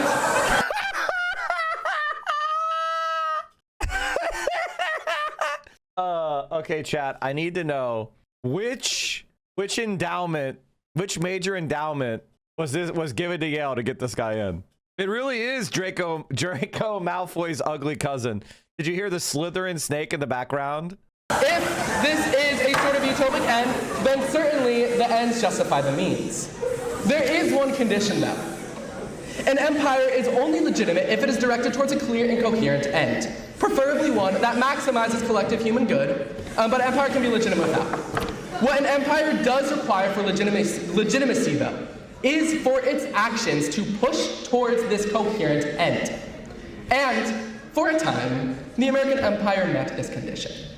Initially with the Monroe Doctrine, and then later with policies in the post-war period. When we were a slave power and we were, what? The United States, the slave power was dominating Latin America for our own expansion? That's when we were good? Mike, was this Kat Abu Ghazaleh's campaign advisor? Bro, chill. Chill. She fired him. Chill. Period, like the Marshall Plan and the Truman Doctrine. America drove towards clear ends of democracy, social mobility, and containment of totalitarianism. But today, it has failed. It does not fail because it lacks power, but it fails because it no longer knows what this power is for. What are America's ends now, I ask this union? The issue is not that America has no direction. It is that it's attempting to pursue incompatible ones. The American empire still holds claim to its original ends, but it now directly contradicts that through maintaining strategic control over global regions like the Middle East, supporting allies and instigating regime changes, often promoting its own influence over eventual democratic outcomes. This is not covered under this ends justify the means philosophy. America has never been pro-democracy. America has never been pro-democracy. It's not even pro-democracy in its own borders. We control territory, Puerto Rico, that we took over in 1898, and we still haven't given them democratic representation in our Congress or in the presidency. The United States controls overseas territories all over the world. We have 800 military bases. We are close allies with 80% of the world's dictatorships and monarchies, right? Like, America has never given a fuck about democracy. That's just not true. Because these are competing priorities that are fundamentally incompatible. After all, control, by definition, limits autonomy. So, it is not that America has no end, but rather the presence of multiple incompatible ends at once. An empire with many ends has no ends at all. America no longer has a strong enough national identity to consolidate a single direction, and without that, its actions lose meaning. We see this contradiction clearly in practice. The American empire was built on the idea of a melting pot, a nation defined not by exclusion, but by openness and integration. But today, Mr. Speaker, even within its own borders, that identity is contested. Immigration is no longer a shared ideal, but a point of polarization within our political climate. And when there is that level of internal conflict, this empire cannot export an end that it no longer believes in itself. And on a global scale, this lack of coherence breaks down the very system empire is supposed to create. Where a strong empire organizes its subject states, an illegitimate one doesn't halt the in-group, out-group conflict, and instead serves as just another force in the mix that can be seen with Middle Eastern conflicts today. And when an empire loses its coherent end, its means no longer serve a purpose beyond themselves. What was once a path towards stability becomes a system of permanent control and just a lifeline for the Americas to stay kicking. The ends once justified the means, but now there are no ends left to justify them. So why not reform? Why not just realign the system? Because the American empire cannot regain a coherent end without abandoning the very structure that makes it an empire.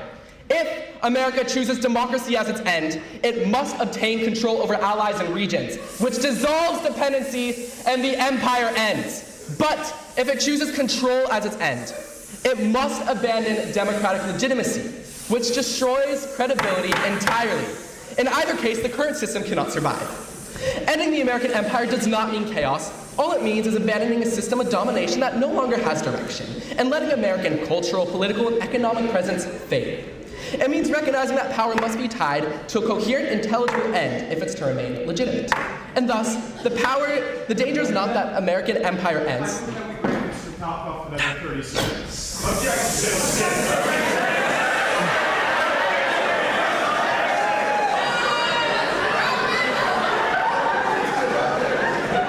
Thank you. The danger is not that American empire... Oh, that's one sentence. Okay. The danger is that it continues as a system that has lost its purpose, and in doing so undermines the very order it once claimed to preserve. And with that, I yield. Isn't this supposed to be affirmative? Yes. Questions for the gentleman.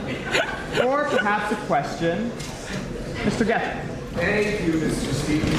So I think this is The audio is killing me, dude. I'm such an audio pervert. I'm like, where are the microphones? really interesting speech. I'm interested in like the sustainability of the system he outlines. He says like an empire must have sort of like one end, but it seems like to me that an empire naturally wants to dominate more, wants to take more, wants to have multiple ends. And it kind of like pushes into having multiple ends and then becomes unsustainable. It seems like to me this is a process of empire. Like how does the man, like the gentleman, reconcile that? Okay, I'll try. Is it like possible to have like a sustainable long-term empire with just one end? I think that's actually a really good question because it can be shown with a lot of empires in the past. The goofy theater kid energy means the union dislikes the non-prepared weirdo more than any of the positions stated by this cartoon character. You want a flawless argument? Check this one. Okay, thank you. I'm that guy again. I get kind of like bored by. I'll be honest with you, chat. I get bored by goofy shit. I think I'm immune to being baited by goofy shit like this. Like I just don't care. It bores me. I'm always just like, okay, the guy's saying that Empire is good. It doesn't rile me up. It's just like, okay, this guy is a fucking moron. Can we move on?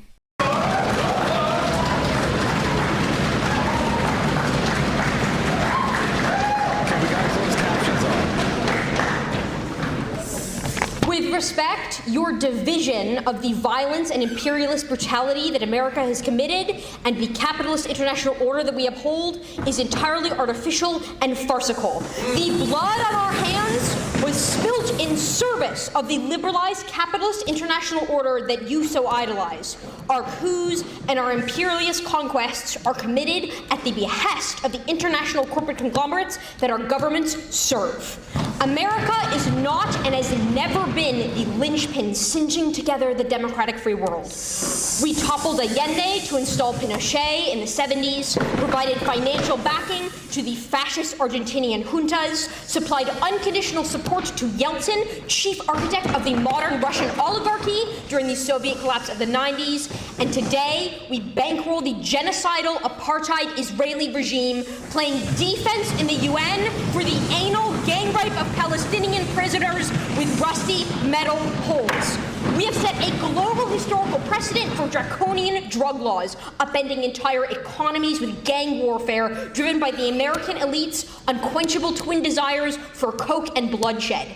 We have set back progress, combating the climate crisis that threatens the imminent annihilation of life on Earth by funneling untold billions into hydraulic fracking and deforestation of old-growth forests on federal lands. The incineration of the Amazon is in service for our appetite for beef. The Israeli state is a product of Palantir, and we sponsor the dissolution of democracy internationally through armed violent coups. And we sponsor the dissolution of society through the insidious arm of neoliberal austerity exercised in our name through the IMF and World Bank. These problems are not a product of America per se, but they are an inevitable outcropping of our status as the concentrated seat of the powers of capital on the global stage. We are their principal agents and benefactors. Our interests are their interests. This barbarous monstrosity, this regime of terror and destruction and death that we have created must be destroyed, and it must be. I guess there's one hiss guy who's just hissing a lot. If you're gonna hiss that much, you should have got up and spoke. What the fuck? Be destroyed now. Is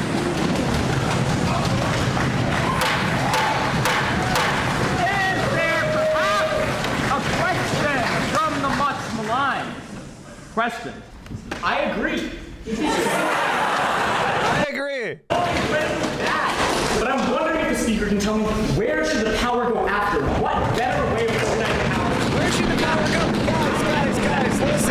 listen, we're doing genocides, but if we didn't do the genocide, somebody else would. If I didn't steal your house, somebody else would. If I didn't take your lunch money, well, then somebody else would. What do you mean you would take the lunch money and get yourself lunch? What do you mean you would eat? You would eat your lunch if I didn't steal your... What are you saying? That's impossible. Some other bully would come and take your lunch.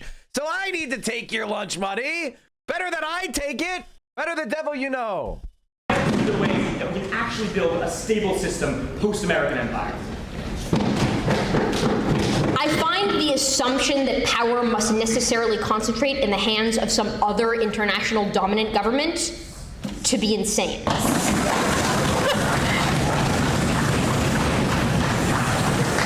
What we are striving for is not just to transfer our status as imperial global hegemon to another quote-unquote more benevolent empire. What I and what the Left Project in general is aiming for is the complete dissolution of that hierarchical system of international control, power, and economic coercion. Where power should end up and where power should resolve is in the international hands of people, of human beings, not of governments, not of corporate leaders, not of stock traders, not of the monsters who would bomb life on Earth into oblivion for another cent in their stock portfolio. I mean, like, really, anytime anybody argues for the stuff like, oh man, but what if, you know, it's like civilization is about increasing the circle of empathy, right? That's how you could tell civilization is advancing. It used to just be your immediate blood relatives, and maybe then it was your tribe, and then it was some sort of like, you know, warlord, fief. The bigger the circle of empathy grows, the more humanity advances. And so, like, saying, "Oh, Americans and Westerners should have rights, but everyone else shouldn't," we just need to expand it over the entire globe. A global New Deal, a global constitution, a global guarantee of rights. It's not that fucking complicated, bro. It's not that hard.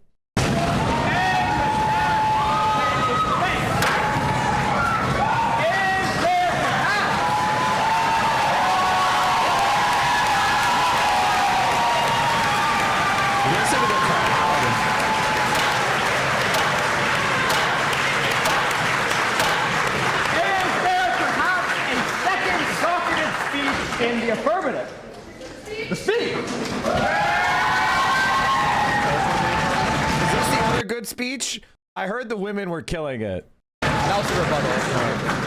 Don't throw me like rebuttal we do, I think. Oh, God. Hello, YPU. Hello, chat. Hello, March. Hello, guest. Okay, so in 1961, Dwight Eisenhower, a Republican president, a five-star general, and supreme commander of the Allied forces in World War II, warned the nation that we must guard against the acquisition of unwarranted influence by the military-industrial complex, okay? He said that it would devour the resources the country needs to survive, and 65 years later, he was totally right. So, America is an empire. We've got 750 to 800 military bases across the globe, the territorial possessions from Puerto Rico to Guam, shout out, the ability to sanction any economy, bomb any country, and topple any government that we choose. The United States just approved a $1 trillion defense budget, and next year's proposal is $1.5 trillion. How are we going to pay for it? By cutting 10% of literally everything else. So, we spend more money on the military than the next 10 countries combined. That's 40% of all the military spending in the entire world. But my argument isn't just about money, it's about morality.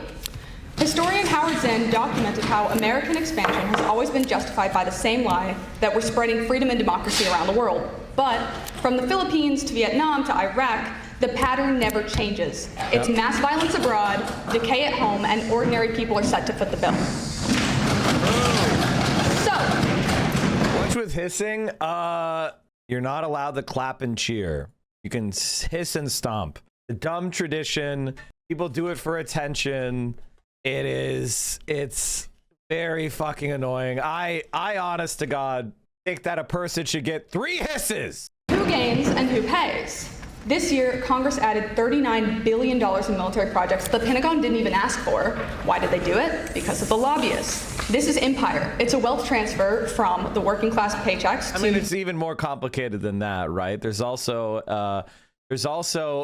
a very effective way that military-industrial complex will locate facilities within powerful congressional members' districts and give them more jobs and money into their district as pork in order to secure their support for increasing the funding.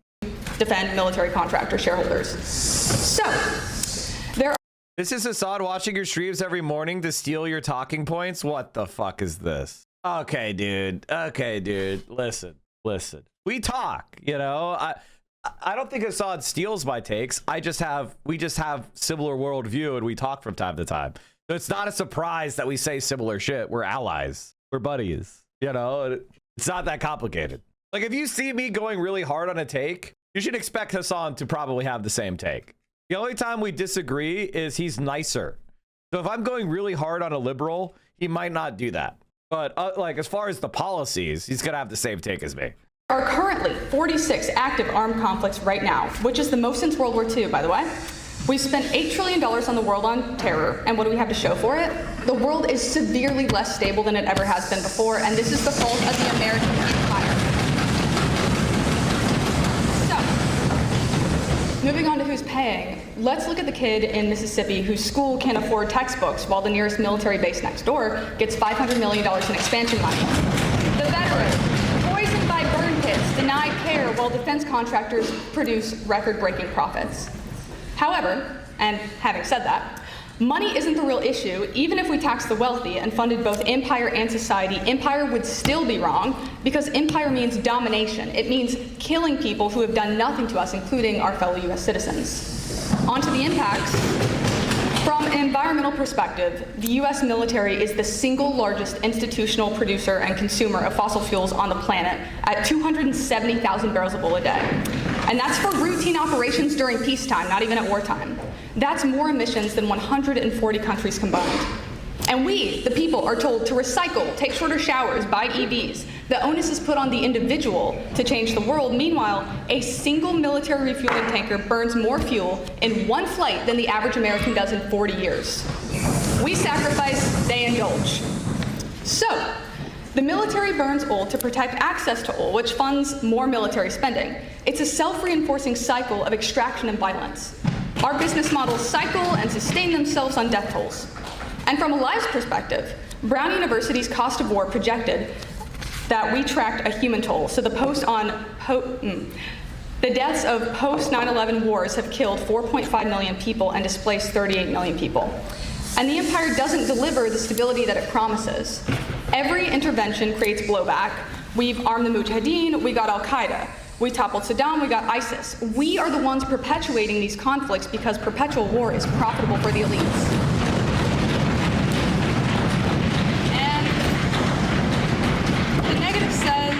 Like, be glad it's the American empire rather than somebody else's, but at the same time, this is a false choice. The choice isn't between, like, American empire versus Chinese, it's between domination and cooperation. China's power is economic, and mutual destruction isn't in anyone's best interest. So the power vacuum fear comes from, like, the idea that somebody must dominate, but that's an imperial mindset. Most of the world doesn't yearn for American or Chinese hegemony. They want multilateral cooperation where no single country has power or autonomy over them. And that world is possible, we're just blocking it. So, what is the world of the alternative? Empire undermines rule-based international order, replacing it with war of one against all. You can't champion international law while bombing whoever you want, and you can't demand others to follow the rules that you don't follow yourself. And that is basically hiss. By the way, when you say disagreement, you could also be hissing the fact that you could say that the fact is a bad thing. Like, you could be hissing. This is where people get confused. Somebody could say, like, we're spending $500 billion on the military while cutting $500 billion, and people hiss. They could be disapproving of that fact. Now, I don't think that's the appropriate way of doing it. I think it gets confusing on whether people are hissing the argument or hissing in the, you know what I mean? So it doesn't really matter. I ignore all of the fucking noise. It doesn't matter. Most of the world already wants multilateral cooperation. We're just undermining it because we are the ones withdrawing from climate agreements. We're the ones vetoing UN resolutions. We sanction International Criminal Court. Instead, we ought to work towards diplomacy before bombs, strengthen our international institutions, create trade agreements that benefit workers, and use the trillions that we save into investments at home and abroad. So, with that being said, America's founding promise was self-governance, and empire betrays that promise. Every dollar spent on defense is a dollar taken from a public school. Eisenhower was right. In the empire, fund the future.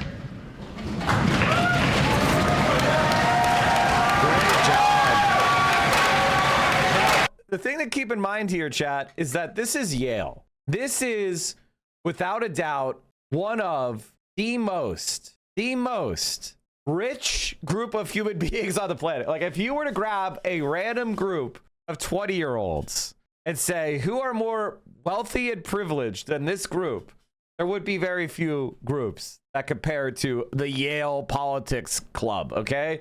So, when this is the perspective, that is the vast majority of even the most elite kids. Ladies and gentlemen, the generations, we're going to sweep away the status quo. Question for the lady, for perhaps a penultimate question, Mr. Moe. I thank the lady for her speech. I guess the question is, with this framing that America is the country that introduces, this desire for domination without the U.S. We all hold hands and live together and be really happy. I mean, it's really nice. Everyone claps. It makes me so happy. But I mean, does the lady, and maybe, I'm asking kind of as a proxy of Hassan, but I mean, how do they do Chinese efforts in South China Sea? How do they do efforts to take over Taiwan? How do they do? I don't understand a word that's being said. Watch Gray Dude's speech. Listen to the lib speech at 49:50. Okay. And I really think that Mr. Piker gets a lot, right? Mr. Piker, Mr. Speaker, and chat. It's a pleasure to be here with you. As you really said about your empire. And I really think that Mr. Piker gets a lot, right? He gets it right because I can't understand a word he's saying, chat. And neither can the AI that's making the captions. It's right that it's being problematic, but he doesn't go far enough in defining what the American empire is. What all I want to do today is that the U.S. empire is not just a question of territorial possessions, not just a question of military presence, nor the convention. Okay, I see Marsh giving him a microphone. Thank you very much. First, I'll just outline 3 reasons why. The first is that America has no homeland. Mr. Piker will assert that America has been an empire since the Spanish-American War. I say it started much earlier than that. It started with the establishment of, yes, the 13 original colonies. America has been an empire since its inception. In fact, the land we're standing on today is formed by way of violent displacement of the Quinnipiac, Pawcatuck, and the Wappinger peoples. Second, America is no ethno-nationalist empire. Every other empire in history has been ethno-nationalist, with the exception of Rome. The British Empire was for white Brits. The Mughal Empire was for... What? Okay, I'm going to stop you here for a second. The concept of whiteness is a development that happened coincidingly with the empire. The British Empire, they probably would not have identified as white Brits. They would have identified as Brits. And they would have considered themselves to be superior and separate from, say, the French Empire or the Spanish Empire. They wouldn't say, like, necessarily, oh, that the French are white. Like, that concept arose later on, much later on within the empire, as we were establishing the methods and means of colonial extraction. Like when it first started, when they first sailed, that wouldn't have been an operative identity. Whiteness is honestly a colonial and capitalist product. So, and the concept rose in concert with the necessities of division for hyper-exploitation. So also, like, the British in particular colonized within the British Isles, right? The domination of the Welsh, the domination of the Scottish, the domination of the Irish, They had, they kind of practiced on other white cultures and other white nations. So it's a little bit more complicated than just saying white. Ethnically Indian people. The Chinese empires were for people who were ethnically Chinese. America is not an ethno-nationalist empire. Finally, America is an economic, not a territorial empire. Why is this so significant? Okay. So French and British and German and Italian, those are things that were fully really realized in the late 19th century. States required nation building processes. If you were in France at 1500, there would be, I'm Burgundy. I am from Brittany. I am from, I'm trying to think of like other Aquitaine. I'm from like, you know what I mean? Like there was not this like national French identity that had to be inculcated, and they had to eliminate difference, and so that's just like the idea of Frenchness. That's anachronistic. We're imposing our modern understanding of nations onto the past in ways that they did not exist. Like the language itself, French is a construct, and it was a state building project to eliminate and standardize French. That's what people don't understand, is that all of these like modern nations that we're talking about, they were intentional constructs of political constructs for the purpose of consolidating and centralizing power. And it's very obvious when people talk about something like Germany or Italy, because Germany and Italy did not have a state building projects until very late. Like the American Civil War was going on at the same time as Italian unification. Like you know that, right? Like America is far older than modern Italy. And so like, what is Italian is an open, it's an open question. It's a construct that is constantly being built. What is German? In fact, like the consolidation of German speaking peoples, whatever the fuck that means, is part of what made World War II occur and World War I occur. What it meant to be German, it was an open question through 1945. I think Mr. Piker and I would both agree. I lived in Brittany for 6 years growing up. They offer the Breton language as early as first year middle school over there to try and preserve it. Yes, because Breton is different than French. They have different cultures, different histories, different cultural practices, different language. But the French state, and the same thing is true of Spain. When we talk about, Navarre, we talk about Aragon versus Castilian versus, Portugal, like all those things. Those were open questions. They're modern inventions, modern constructions. Catalan, exactly.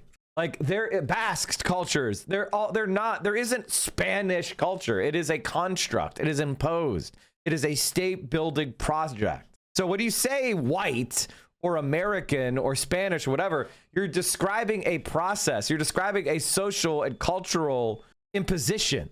We're back. That economics are the most important component of America's empire. It is capitalist incentives that draw us to this sort of downfall. And I'm really glad that he brought up the example of Guatemala. I agree that the deposition of Jacobo Arbenez, that was an economic incentive, but note the difference. It was not the case that it was a typical colonial expansion where America made Guatemala a colony. It was commercial interests. So that's the first thing I'd like to establish. But then the second thing I'd like to say, and this is where I'm in the negative, is that an American empire is greatly preferable to any other type of empire. Now, my problem with Mr. Piker's speech is that he lacks a theory of power. He lacks a theory of where power goes. Power does not evaporate. And I think it's telling that he would agree with me when he says that it was a tragedy that the USSR fell because suddenly there's a power vacuum and there were real big problems that sprouted from that. I would posit the fall of the American empire would lead to a very similar situation. Why is that important? I posit that one of two things would happen. Either we'd return to a system of spheres of influence, and we saw how that turned out in the early 20th century with World War I. It's a much bloodier world I'm sure we don't want to live in. And second, America could be supplanted. And I'm grateful to Ms. Perry for bringing this up in a question. Mr. Piker now claims, he says that that would never happen. He says there would be no supplanting because the historical record doesn't reflect that. But his examples, the fact that power went back to the people in South Africa, it went away from the apartheid state and towards the people, shows that power does not evaporate, it changes hands. So it's not a question of empire or no empire, it's a question of where the power is. And I posit it's much better that it's in American hands, which are covered in blood, than it's in Chinese hands or in the hands of another great power. Now, this is part of the problem, and ultimately, this is intelligent people fall for this, which is, well, it's better that I control things, and they parasocialize the American empire as if they are the ones that are going to control it. It's not in your hands. It's not in the hands of the American people. It's not in the hands of Americans. It's not being exercised in our interest. Do you think attacking Iran was in our interest? Do you think supporting the Gazan genocide is in our interest? And when I say our interest, I'm talking about regular human beings living in America. I'm not talking about the American capitalist class. And the answer is fuck no, it's not. And the Chinese are showing you very clearly that they don't need to imperialize the world in order to develop their own country. They could build 50,000 kilometers of high-speed rail without doing a bunch of wars. So what interest is being served? The interest of the capitalist class, the international capitalist class. It's not even an American capitalist class, because it'll be French oil companies and British oil companies going into Iran. Just like they went into Libya. But were the Libyan people served? Why is this the case? I'll posit that America gets a lot right. America gets free speech right. America gets capitalism right. I'm sorry, I forgot to make my point. We can have an alternative. I'd rather have a world system where there are checks and balances, where all great powers are bound to international law, where every nation has the right to self-determination and trade and access to the world economy. And people had political independence. They had the right to manage their own affairs domestically, where the use of force was presumed to be illegal. I want the United States to be bound by the strictures of international laws and treaties, and I want our capitalist class and our military punished when they violate the law. America gets a lot right. The fact that we are motivated by competition above all else is the greatest virtue of this country. It means that we get an efficient economy. It has its problems, and I'll be the first to admit those. But it works a whole lot better than the Great Leap Forward, where the state says, we need to collectivize this land, and 55 million people die. Now, by the way, the United States of America collectivized the land, and we exterminated the indigenous population, and 55 million people did not die in the Great Leap Forward. That's just not true. More people died in the indigenous genocide than the Great Leap Forward. But notice that those numbers are not included in the deaths of capitalism. But 55 million people died in the Americas in the early colonial period. Do you hear that? That number is not attributed to American capitalism, but it was necessary precondition for American capitalism. I'm a noob here. Can you explain the hissing and the pounding? Hissing is disagreement. Kicking is stomping is applause. It's dumb. I hate it. I think they should just shut the fuck up. Piker recently made a trip to China, and he commented that this is a nation that's brought 800 million people out of poverty. That was because of reform and opening up. 改革开放. Reform and opening up to what? Reform and opening up to the system, the post-World War II system that America created. Okay, first of all, I love this cope. Which is America stopped sanctioning China and was allowed to interact economically with the Chinese. Therefore, that means communism was defeated. And it's like, they always wanted to do that. There was always a desire to be integrated into the world economic system. Like, what are you talking about? Cuba wants to do the same thing. They're just not allowed. Venezuela wanted to do the same thing. They're just not allowed. Because no country on earth it could handle being alone. Well, except North Korea. I guess North Korea showed that their system could survive being isolated by the world. But no other system is strong enough to be isolated. Can you imagine if America was fucking blockaded? Imagine America being blockaded economically. We're not allowed to trade with any other country in the entire world. Just America. How do you think our economy would do? Would that be proving American capitalism wrong? And so, like, China... 60%. Okay, let's see. What percentage of Chinese economy is state-owned? According to Wikipedia, very reliable source. Okay, that's 2017, so that's a very old date. Why has this not been updated? Why is this so old? It's 9 years fucking old. You don't have any updates? That's crazy. How much do state-owned enterprises contribute to China's GDP and employment? This is a working paper from 2019, so that's an old one. The Peterson Institute, this is a right-wing institute. What are they saying? China's private sector has lost ground as state sector has gained share among top corporations since 2021.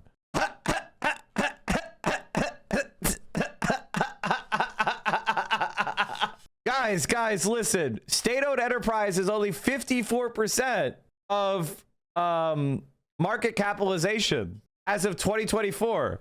Mixed-owned enterprises, mixed ownership is 12.9. So in other words, what is that? 62.9% are government enterprises. I guess they're free markets. Guys, I guess they're free market. Share of aggregate revenue of Chinese firms and Fortune 500 global rankings. State-owned enterprises are 77% of aggregate revenue. Guys, they're doing capitalism. They're doing capitalism. This is capitalism, guys. The government owning all of the companies, that's capitalism. The opening up to billions of dollars in Western loans from the IMF and the World Bank. By the way, I want to be very clear with my position. If you're a socialist and you can get capitalists to give you the rope to hang them, take as much rope as they're going to give you. You know, like, sure, you want to give me a bunch of money. You want to send experts. You want to help build my infrastructure. You think you're going to like make money off of me as long as you're building my productive capability up and you stay subservient, and it results in a socialist party that controls the commanding heights of the economy. The vast majority of the largest corporations are owned by the state, and the capitalist class is actually getting smaller. I'm all in favor of it. The American empire has enabled these things, and while it's far from... People in Latin America, and I believe in China, they have slaves for workers. America has more slaves than China does, period. According to the Global Slavery Index, the United States of America has the most slaves. We have 1,091,000 slaves. The 2023 Global Slavery Index estimates that on any given day in 2021, there were 1.1 million people living in modern slavery in the U.S., a prevalence of 3.3 people in modern slavery for every 1,000 people in the country. So, come on, man. Come on. America loves slavery, and we never stopped. And if you want to see it, I'll show you one of the slave plantations. The Louisiana State Penitentiary in Angola is one of America's most unusual prisons because it is, in some ways, a plantation. Once you pass through Angola's front gate, you can't help but feel that you've gone back in time to another South. It's the largest maximum security prison in the country. Right now, there are 6,300 prisoners. The majority of murderers, you have rapists, you have people who've committed assault, drug felonies. How long are you here for? Drug felonies, guys. Next 40 years? Felony. They should be a slave What was now. the charge? 4 counts? Roughly 75% of the prisoners are here serving life sentences without the possibility of parole. Louisiana has some of the toughest sentencing laws in the country, and these guys are not going home. For most of its history, Angola has been a fearsome place, but in recent years, it's become relatively docile. Oh, sorry, chat. This is the centrist. This is the one place that my dad took me when I was little to visit someone that made me build up a mindset that I never wanted to be in any jail system. Just world fallacy delusion. Okay, where was I saying? America loves slavery, so I just wanted to correct you on that one. We have millions of slaves. By far preferable. And Mr. Piker, because you like Mao so much, I'll end with a quote of his that I think you would do well to study, which is 枪杆子里面出政权.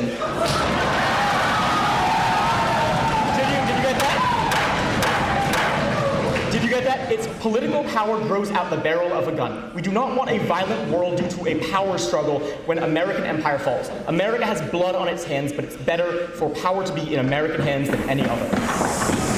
The insight that political power flows from a barrel of a gun, they never finished the quote, but the point is that the Chinese were subjugated. They were subjugated by foreign powers, including America. And for the Chinese to live a dignified, secure life, they had to throw out American imposition.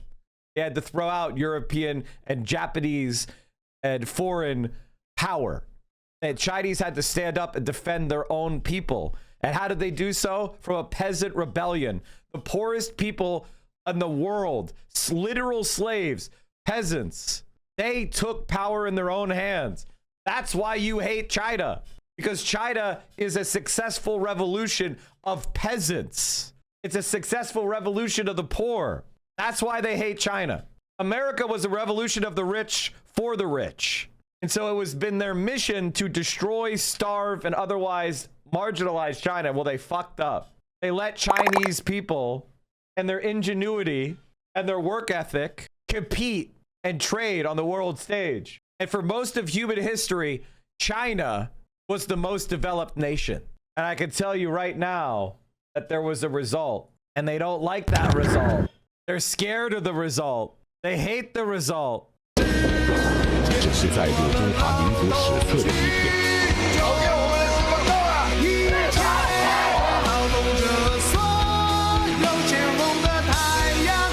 实现中华民族的伟大复兴，就是中华民族近代最伟大的自我。经过长期努力，中国特色社会主义进入了新时代。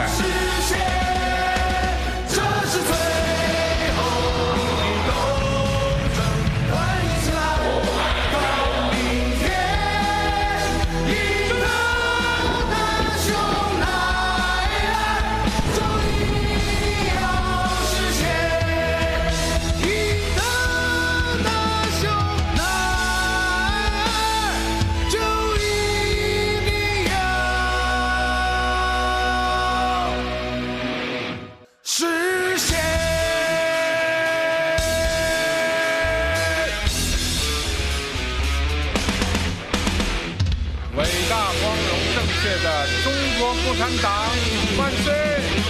伟大光荣英雄的中国人民万岁！ So it's like when you look at where China had power, right? What they've done with it, right? It started out, where did it start out? This is the China of capitalism. This is the China allied with the United States.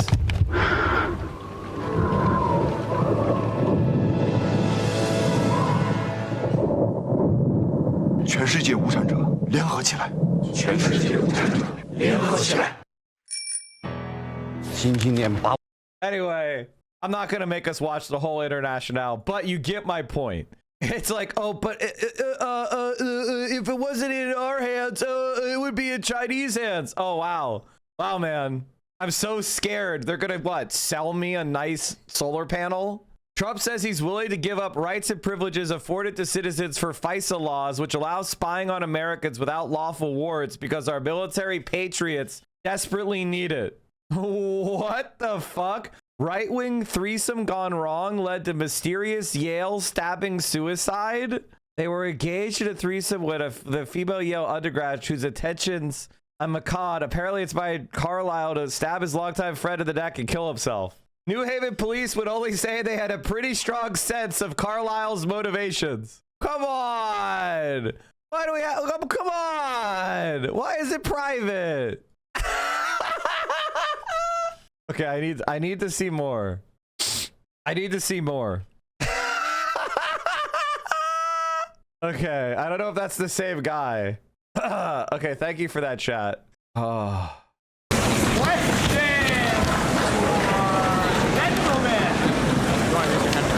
Yeah. For perhaps question, Nick Schwartz. I just wanted to press on one of the statements you made about the nationalism question of the American Empire. So other countries did have slavery. The U.S. existed, but the U.S. practiced race-based slavery, and it did a lot, and it hasn't ended.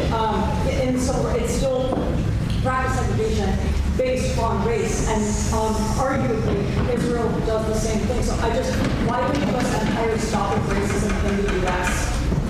I think that's an excellent question, and I think that it's true that our racist legacy continues with us to this day. But I think there's a big difference between a racist society and an ethno-nationalist one that claims this empire is for this ethnic group, and I mean, Donald Trump is literally trying to say that America, like white Americans, are the true Americans, revoke people's birthright citizenship. Like, what are you trying to say? There is an active attempt among the right now to push an ethno-nationalist empire system which is systemically racist. I think we can all agree that we are moving in what is certainly the right direction. I don't agree with that at all. What are you talking about? We just spent $160 billion on ICE. Moving in the direction of civil rights. The last half century has proven exactly that. And so while I'll be the first to they just repeat the same shit from 10 years ago. It's like liberals are not even aware of what's going on around them. They just repeat the same empty, platitudinous bromides. It's the same shit they said 15 fucking years ago. They don't pay attention to what's going on around them, I guess. That America is not perfect, especially on race, especially when dealing with immigrants. We are not an ethno-nationalist empire. Further. I think one of the things that is really interesting about the kind of like non-white conservative is that they are attempting to make a play for acceptance among white people. And it's an uncomfortable reality that to try to, it is the long-standing practice of oppression in America has always included sellouts. It's always included quislings. It's always included, the character of I can't really explain it myself. I think Malcolm X explains it best. Back during slavery, when black people like me talked to the slaves, they didn't kill him. They'd send some old house Negro along behind him to undo what he said. You have to read the history of slavery to understand this. There were two kinds of Negroes. There was that old house Negro and the field Negro. And the house Negro always looked out for his master. When the field Negroes got too much out of line, he held them back in check. He put them back on the plantation. The house Negro could afford to do that because he lived better than the field Negro. He ate better, he dressed better, and he lived in a better house. He lived right up next to his master in the attic or the basement. He ate the same food his master ate and wore his same clothes. And he could talk just like his master, good diction. And he loved his master more than his master loved himself. That's why he didn't want his master hurt. If the master got sick, he'd say, "What's the matter, boss? We sick?" When the master's house caught a fire, he'd try and put the fire out. He didn't want his... Hey, master, is our empire sick? Hey, master, is our empire on fire? Let me put that fire out. The master's house burned. He never wanted his master's property threatened. And he was more defensive of it than the master was. That was the house Negro. But then you had some field Negroes who lived in huts, had nothing to lose. They wore the worst kind of clothes, they ate the worst food, and they caught hell. They felt the sting of the lash. They hated their master. Oh, yes, they did. If the master got sick, they prayed that the master died. If the master's house caught a fire, they prayed for a strong wind to come along. This was the difference between the two. And today you still have house Negroes and field Negroes. I'm a field Negro. Now, I am not a black man, so I can't speak to that. But I've noticed that there is a phenomenon of people who are in identities that are being actively oppressed by white conservatives like J.D. Vance. Now, I could speak about white conservatives like J.D. Vance, and I could say that this guy is a scumbag piece of shit who doesn't see black people as equal. And you kind of see this pattern where, for example, there are women who go into the far-right movement, and before you know it, they're out there saying how the far-right movement is actually sexist. Can you believe it? Brianna Wu, I can't believe how transphobic the Zionists are. This looks so good. Let's talk about Black Twitter. God damn, this video looks so interesting. I don't know if we should watch it right now, but this is definitely something I want to talk about. Because there is, how do I put this, chat? There are people doing digital blackface on Twitter. There are people that are pretending to be black. on Twitter. And they're pretending to be black people, and they are pushing centrist Democrat policy. And it all stems back from a certain individual named Sally Albright. Sally Albright was a former Newt Gingrich staffer. Hashtag insufferable hashtag resistance Twitter revealed to be paid shill for DNC. No, it's not this guy. Oh, God damn it. Oh, here we go. Thank God I found it. Holy shit. So there is this former Newt Gingrich staffer. Her name is a white woman by the name of Sally Albright. Sally Albright. Oh, God damn it. Fuck this stupid fucking bullshit element crap. Anyway, God damn it. Sally Albright. She went and worked for Hillary Clinton in 2016. So she was a Newt Gingrich staffer, but then she started working with Hillary Clinton. And in 2016, she built up a bot network that continues to this day. And a lot of the bots pretend to be black people.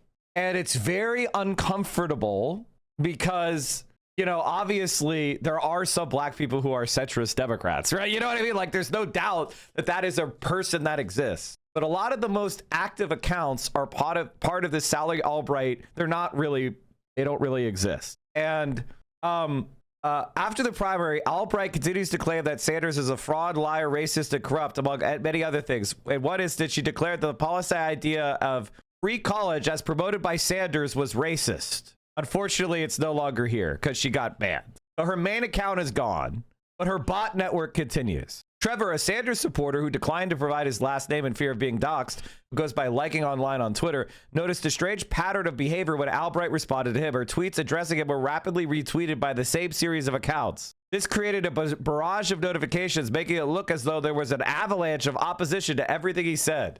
They appeared to be bots, automated accounts masked as real people being used to amplify a particular political message. Albright told HuffPost that the accounts were voluntarily handed over by their original users to an unnamed client of hers to be automated in an analytics program.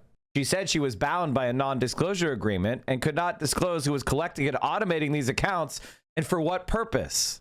But like her, these accounts were all pro-Clinton, anti-Trump, and anti-Sanders. And this is really what the K-Hive actually grows out of the Sally Albright bot network. So a lot of the same people that are, you know, they're all connected back to this old bot network that started back in 2016. How do I know this? I've been on Twitter since 2014. So, and that is like, so legitimately a lot of the time when you're talking to a centrist account and it seems like they have any kind of motion, they are usually fall into two camps: Sally Albright bot network or Destiny bot network. And that covers about 95% of centrists on Twitter. You have to figure out which of the two it is, but that's usually who it is. And I don't say this because I want to say there's no opposition to me that's legitimate. There is. But in online spaces, it's overwhelmingly from those two kind of like ideologically or personally motivated people. In Mexico, allies of President Enrique Peña Nieto have deployed swarms of Twitter bots to overwhelm and effectively shut down online debates. Over the course of the last year or so, Albright was their favorite account to retweet, almost always as a group. These fake accounts also retweeted people who responded to Albright's tweets, again, usually as a group, and often while in a debate with other users. The writers at Share Blue, a pro-Democratic Party news site that supported Clinton in the primary and general elections, were also freely retweeted by the network of fake accounts, particularly when the Share Blue folks had something negative to say about Sanders.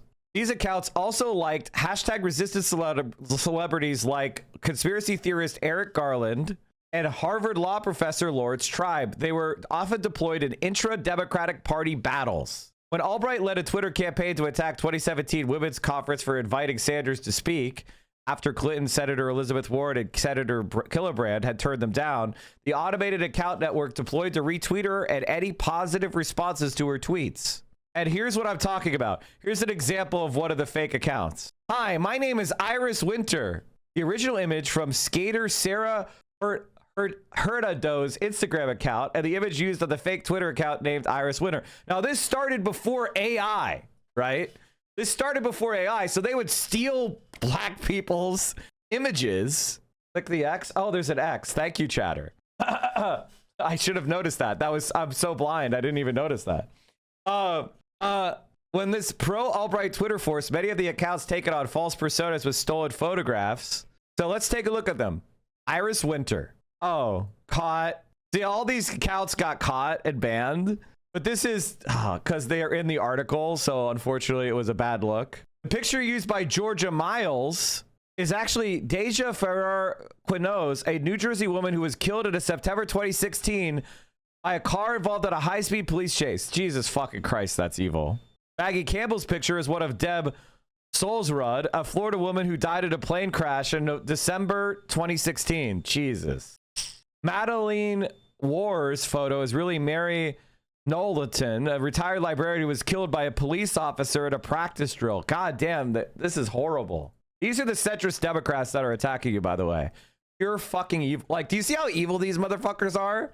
So now they use AI-generated shit. Now they use AI-generated shit. That's why none of these people have any motion in real life.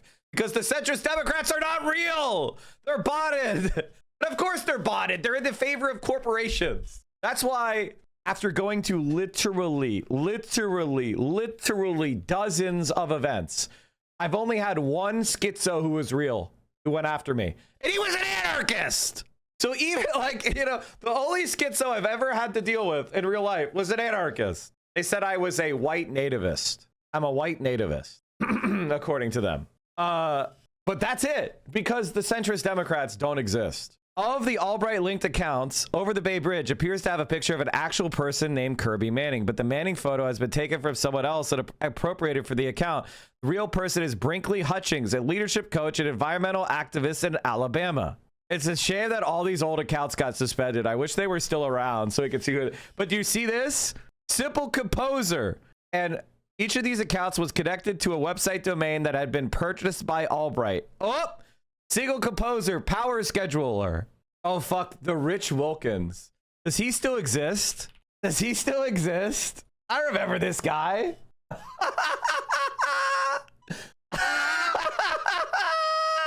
The Democrats who need to be defeated in 2016, and it's Graham Plattner. How is now that a lot of your bots got banned, what are you? Shannon Watts. Oh god, he's still around. Oh fuck, this is awesome. 0 likes. 0 fucking likes. I guess all the bots got banned, man. What happened? No likes? Posting Abigail Spanberger. Oh, he's posting Anthony Assange. Shit! I fucking told you. I fucking told you. I fucking told you. The 0 likes. Listen to the simp lie. He got 3 likes on this one. I used to love her. Who did he used to love? I wonder who that was about. God, this is so fucking cool. Going and seeing all the people that lost the debate, like all the anti-Bernie people, and they're still there, and he has no emotion, and he's 0 likes on every tweet. This motherfucker has 160,000 posts and 10,000 followers, and he has no motion. Well, that's oh my god, because his bot network got banned. The accounts that link directly to websites owned by Albright and those pretending to be people they are do not exhibit similar patterns of behavior. They retweet Albright and other accounts with similar messages at an extremely high rate. Each account has made tens of thousands of tweets, almost all of which are retweets, and they all almost exclusively post using an application called Buffer.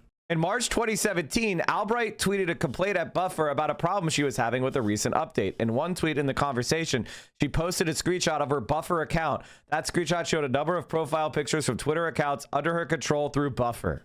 And that's why we know about this. She accidentally just tweeted it. She actually just tweeted that most of the centrist motion was completely automated fake shit. Meanwhile, Albright, who said she is no longer connected to the Unloan Project, concedes that this kind of automation may be problematic. I don't really see it as the same thing as the Russian accounts, but I guess since you're calling me about it, I guess that means it's something that I didn't think that it was, if that makes sense. People seem upset by it in a way I did not anticipate it. Wow, I can't believe centrist Democrats are all automated bots. Who knew? So this is basically how somebody like Destiny operates, right? And this is how it works, is they bought their shit like crazy. What a fucking loser. Bitcoin, hashtag freedom. Destiny. Oh, there's some Destiny overlap now. Free Palestine is a grift used as a shield by bad faith actors like Hassan. You wear Gaza like a garment and it makes me sick. Darvo losers, free Palestine. Shannon Watts. All the same ass shit, dude. Incredible. I need to go through here and unfollow these accounts. This is back. I have people I followed back in 2014. Ugh. I need to go and like unfollow that shit. Back when I was running for office, it was normal to follow people back. Ugh. I need to go and like unfollow 1,000 accounts. Anyway, sorry for that long, like meaningless aside, but I just wanted to give you guys the, that context. All right, let's watch Hassan's speech. And then we're going to be done with the Yale shit. Because I didn't actually watch it. Is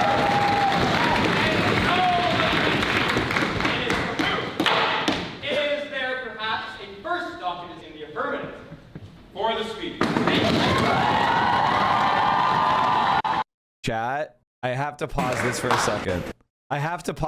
second. Because although I'm gonna watch the Hassan thing, I'm gonna watch it from YouTube so we can have captions. Okay, I'm gonna watch this from YouTube so we can have captions. Fuck, where did that go? Why do I have so many tabs open? Okay, I'm closing some of my tabs. Okay, God, thank you, Jesus. Fetterman issues ultimatum to Dems. Israel or raging anti-Semites like Hassan Piker. Democrats have to decide, whose side are you on? Are you proud to stand with that kind of individual or stand with Israel? I'm going to DM his wife. Although, does she still follow me? Maybe she doesn't follow me anymore. Oh, she deleted her account. Chat, just so you guys know this, I knew her. I knew his wife. We were mutuals. She DM'd me from time to time. But after her husband had the stroke, she just stopped using Twitter. I guess she finally deleted her. I guess she finally saw my DMs where I was like, your husband is a fucking disgrace. You lied to me. How do you sleep at night? I was just gonna link that to her and go, now your husband is on the Daily Wire, Ben Shapiro's Daily Wire. This is what you guys represent now. You're a useful idiot for fascism. You pathetic worms. I have absolutely no sympathy for them whatsoever. None whatsoever. Senator John Fetterman took aim this week at Twitch streamer and leftist darling Hassan Piker, labeling him a raging anti-Semite and demanding the Democratic Party distance itself from the controversial influencer. Okay, back to Hassan speaking at Yale. Does she support his views? Yes. She was a campaign surrogate. She was a campaign surrogate and campaigned for him after he was struck down by the stroke. She literally took a lot of the stuff that normally the candidate would do while he was in the hospital. She went out and did and stood in for him. So absolutely, it's reasonable to talk to her. Also, again, I know her personally. It's not me just harassing some random family member. She campaigned with me back in 2018. So I know her. It's a personal relationship. I get to yell at people I know personally, guys, before I was ever a streamer. This is gonna pick me up, right? Everyone can hear me? All right.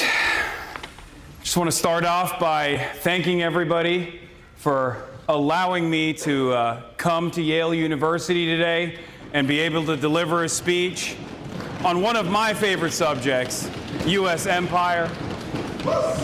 I know that it was quite contentious, it seems, that there were a lot of people that didn't want me to come here today and speak to all of you. That's right. I know what that means now. I want to start off by thanking the Yale Union.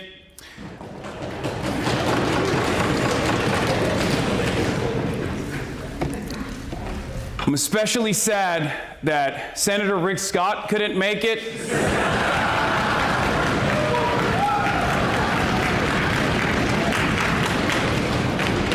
I'm sure he had many opinions on whether or not we should end the U.S. empire and the global capitalist system, which is what I will be talking about today. And then your grandparents are probably going to hear about it on Fox News tomorrow. But it's an interesting resolution, end the U.S. empire. It's interesting because how do you end something that's already in the process of dying? Because that's the situation with the American empire as it stands today. The empire of the United States was born in the Spanish-American War and rose to the position of global superpower during World War II. As people are hissing World War II. That's crazy. That was a good one that we fought.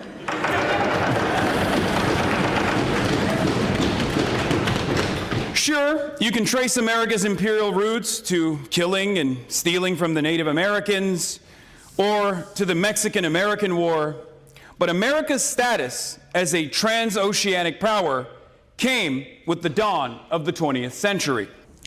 After the Second World War, the American empire was in a time of expansion. We benefited greatly from our distance from the damage to the war itself. We hadn't suffered the terrible losses that our allies did, like in the USSR, with more than 20 million slain, defeating the Nazi scourge. But the Axis powers had been defeated. But the United States, fueled by anti-communist fervor, turned against its former ally, the Soviet Union. This next phase of the American empire was structured as a world competition between Washington and Moscow.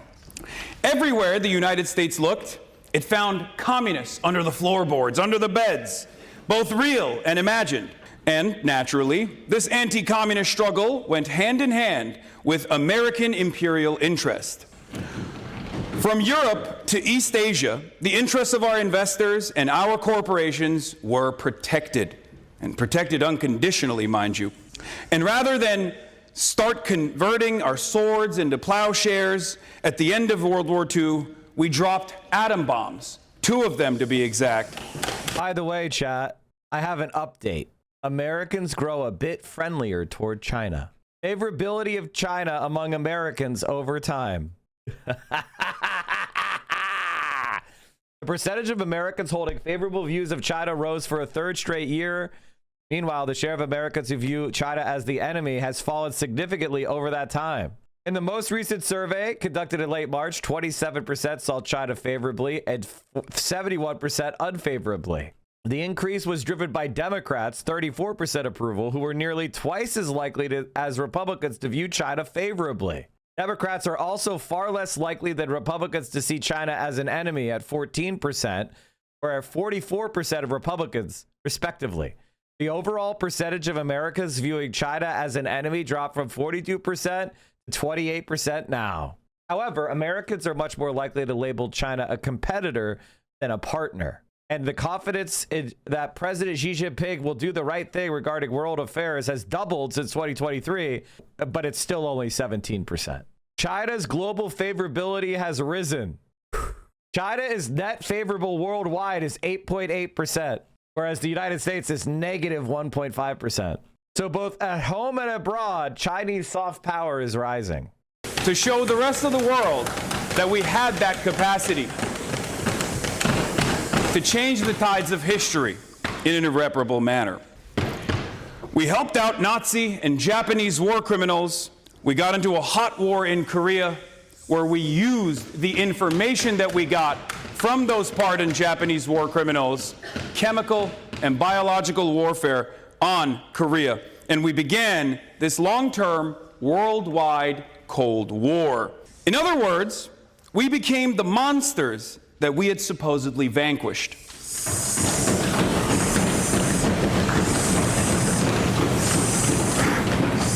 What Americans call the Cold War, was, to most of the people on the planet, an endless series of butcheries, each more perverse and more tragic than the last. In Korea, the United States dropped 635,000 tons of bombs. By comparison, the United States dropped 500 tons of bombs in the entire Pacific theater in World War II. The United States and its allies destroyed Korea, cut the peninsula into 2, built up an anti-communist dictatorship in the southern half, and have maintained a 75-year economic war against the northern half. Global American aggression during this period, however, was not limited to the military. Sometimes we used covert operations to take out socialist governments, replacing them with our favorite clients. This was exceptionally effective in the Third World, where the American empire went into overdrive. Take the case of Chiquita. Some of you might be familiar with this company. Today, it's one of the world's biggest food companies. But once upon a time, it was called the United Fruit Company. And for a decade, the United Fruit Company worked as kind of a state within a state in Guatemala. All resources in the country, land, labor, transportation, you name it, were mobilized in service of United Fruit and its investors. Essentially, there was no part of the state left uncaptured by United Fruit. But a left-wing government came into power in Guatemala.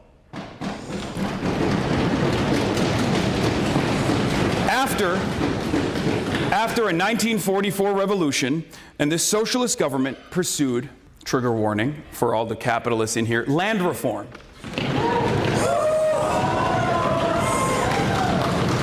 To make matters worse, they tried to break U.S. corporate control over their land and to reappropriate it to Guatemala's vast peasantry. To make it even scarier, they also reformed the labor code, giving the power to strike to the workers on United Fruit's plantations.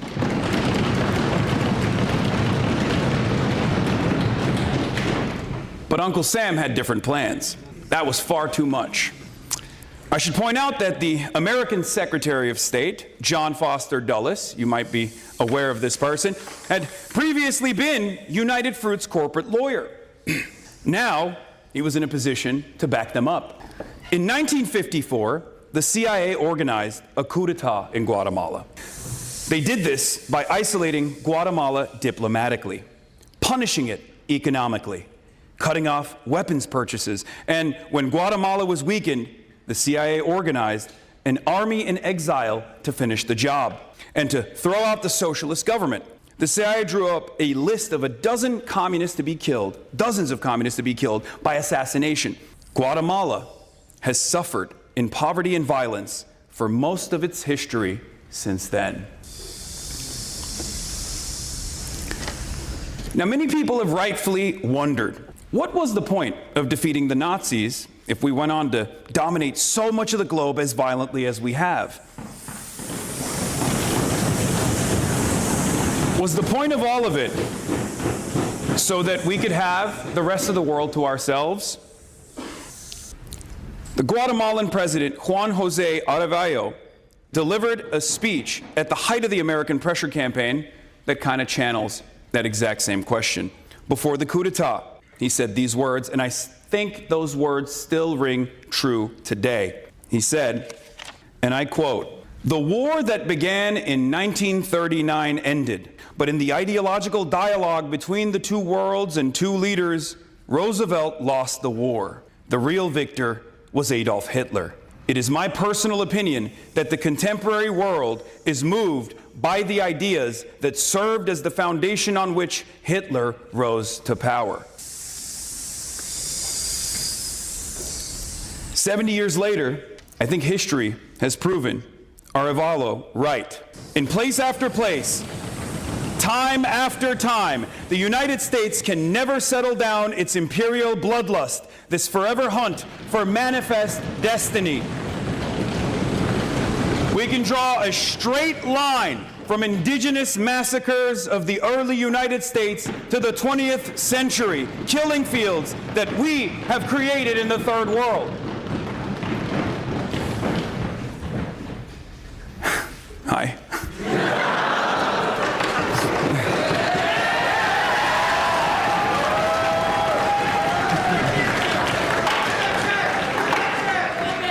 In Vietnam, we continued France's colonial war for decades, tearing society apart at home for pretty much no strategic gain abroad. In Iran, we spent the 1970s sending the brutal Shah's regime billions of dollars of weapons, only for those same weapons to fall into the hands of the Islamic Revolutionary Government in '79, our new and heavily armed worse enemies that kept propping up over and over again, enemies that we designed sometimes because they simply wanted to have dignity and sovereignty. The story keeps repeating itself over and over again. We didn't do much better with Iraq, where we spent the 1980s arming Saddam before invading and then sanctioning Iraq into destitution. We wielded Iraq as a weapon against Iran as well at that point. All that before we actually invaded and just straight up broke the country in 2003. I can go on and on and on. And we celebrated the fall of the Soviet Union, cheering on its destruction, which plummeted millions and millions of people into an economic disaster, the consequences of which we still see today. At Zoran Mamdani's election victory night party, I was interviewed by a media outlet where I said, we defeated the USSR and the USSR dissolved, unfortunately. This was quite the controversial statement at the time. Fox News still loves repeating this soundbite. And some Democrats also channel that frustration as well. They say, how dare you, Hassan? The USSR was our enemy. They were ruthless, authoritarian.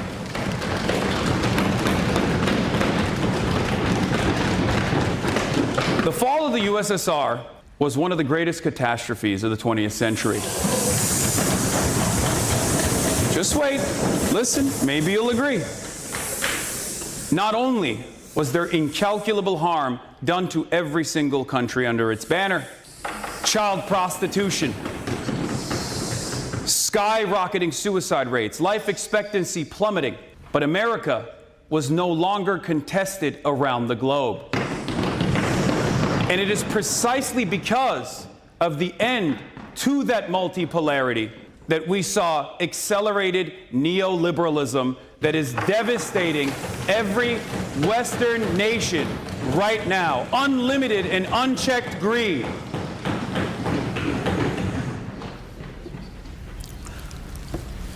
Our successes are leading to our own demise and the demise and collapse of the liberal system. I think people are oftentimes hiss in like as a sign of like, that's bad. I agree, that's bad. The U.S. has produced disaster after disaster after disaster. I am reminded, however, of some famous words spoken by a guy by the name of Mao Zedong.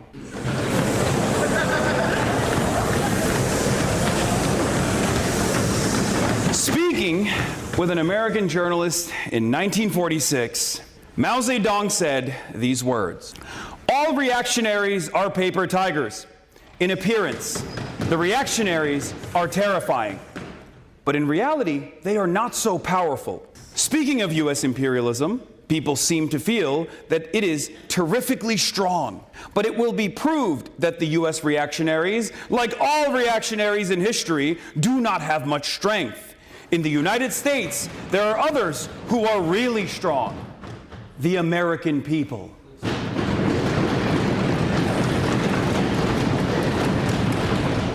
I think about that quote quite a bit, especially in these last couple of weeks as Operation Epstein's Fury wages on. Perhaps Mao was right about this, but maybe he was a little too early. After all, being a leftist is about being right, but too early.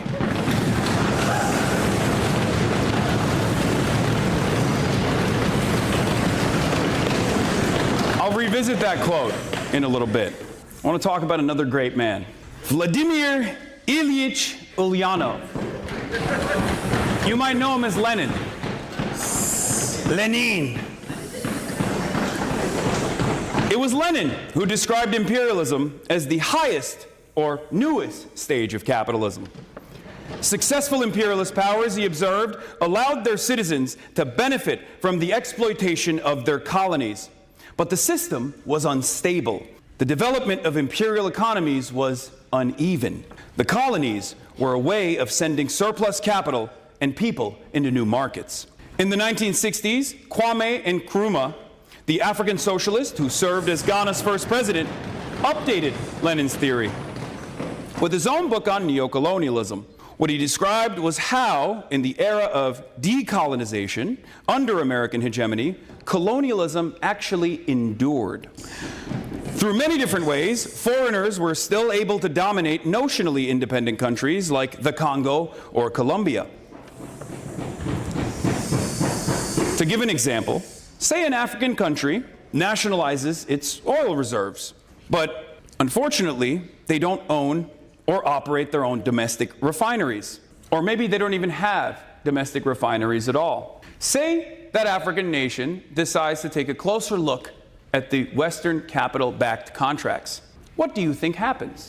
All of a sudden, armed militancy and uprisings prop up, left and right. Instability is born out of nowhere. Now, those militants might not wear a NASCAR jacket that says Shell Corporation,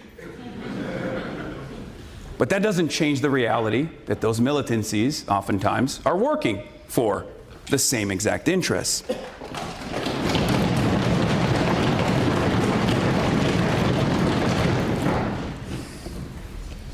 So there's the visible forms of intervention, rendered invisible through the covert actions of the State Department, but then there's the more complex forms of economic imperialism through a financial infrastructure that Western capital has built to benefit its own interests, offering loans through the IMF only to cycle that wealth back to foreign capital. It's one of many ways. Loans that come with tremendous restrictions like austerity.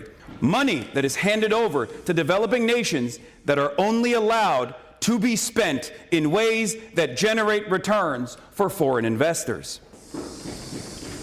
And to think all of that debt in the third world that is owed to financial institutions in wealthy countries, whether it's Goldman Sachs or the IMF, capital does not go to those who most need it.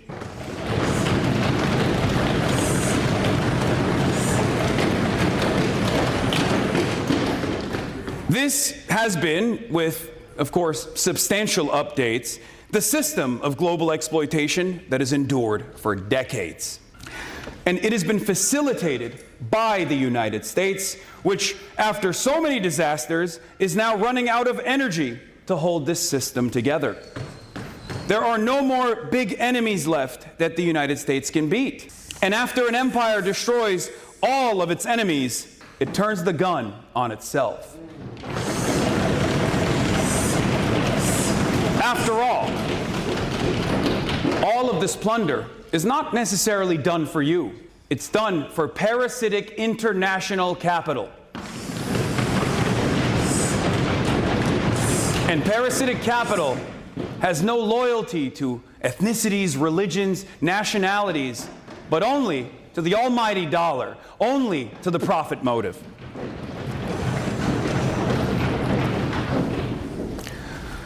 Although critics have been pointing out the decline of American imperial power for decades, I'm certainly one of those critics, we've never seen the decline happen so quickly. And we have never had this much obvious evidence for it. The mini Trumps around the world, like Viktor Orban, they're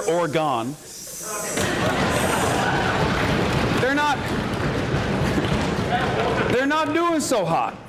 They're not doing great.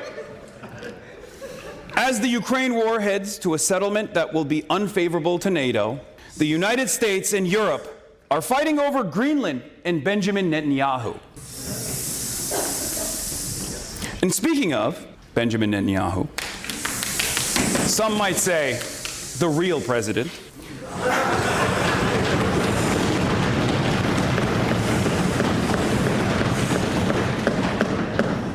a man with great ambition, constantly trying to get America to become more active. Why does Hassan call you Mike from Taiwan? Because he's trying to cover up the truth. And he's too cowardly to admit. He's too cowardly to admit the truth is that I was right and he was wrong. And now he's a Johnny-come-lately about China, and Hong Kong Hassie. Here, I'll show you. I have a clip. Look at this clip. Has someone who's been like fair towards China for the longest time, and people gave me shit for it for a very long time, and now everybody's rushing along. Now everybody suddenly figured out Mike was right. There's some Johnny come latelys. Central Committee, aka Michael from Pennsylvania, is so much more of a China glazer than me. It's crazy. It's true. He eats Xi Jinping's so much sometimes. Even I'm like, come on, bro, just dial it back a little bit. Like, you're gonna get us arrested. You know what I mean? Yeah, Mike from Pennsylvania, more like Mike from Beijing. Beijing. My goal this year is to go to China and become a white monkey and just stay there. Pennsylvania. All you can say is Mike is so much more of a China glazer than me. More like Mike from Beijing. Now he's calling me Mike from Taiwan to cover that fact up, because he's rushing along to chase after my position. Waging war with Iran for multiple decades. Hong Kong Hassie. Well, he found the perfect guy to do it with. Donald Trump let the Israelis drag the U.S. into this newest war with Iran after 3 years of bipartisan support for the genocide that Israel was committing on a different front of Israel's multiple ongoing wars of aggression. While Americans have shown the world that might makes right, it appears the U.S. has bit off more than it can chew with this supposedly 47-year imminent threat, which is just really picking on a country that chose to fight back for the first time in a very long time. And one of the lessons that not only we are learning, but the rest of our security partners are learning, is that in the absence of soft power, 800 military bases that we have all around the world can very quickly turn into 800 separate invasions, or in the case of the Gulf nations, it can turn into missile sponges at the behest of Israel, almost overnight. And all of this is happening as the United States government has destroyed its credibility domestically with a murderous and absurd deployment of ICE as the cost of living just keeps going up and up and up. The very same tactics that we have observed in countries that we have dominated, in countries that our allies have dominated, like in occupied Palestine, are now being turned back on the domestic home front against American citizens. Masked thugs of the state, unaccountable to no one, unelected, are engaging in acts of violence against Americans with impunity. And when Americans fight back against ICE, as they did in Minneapolis, ICE shoots back.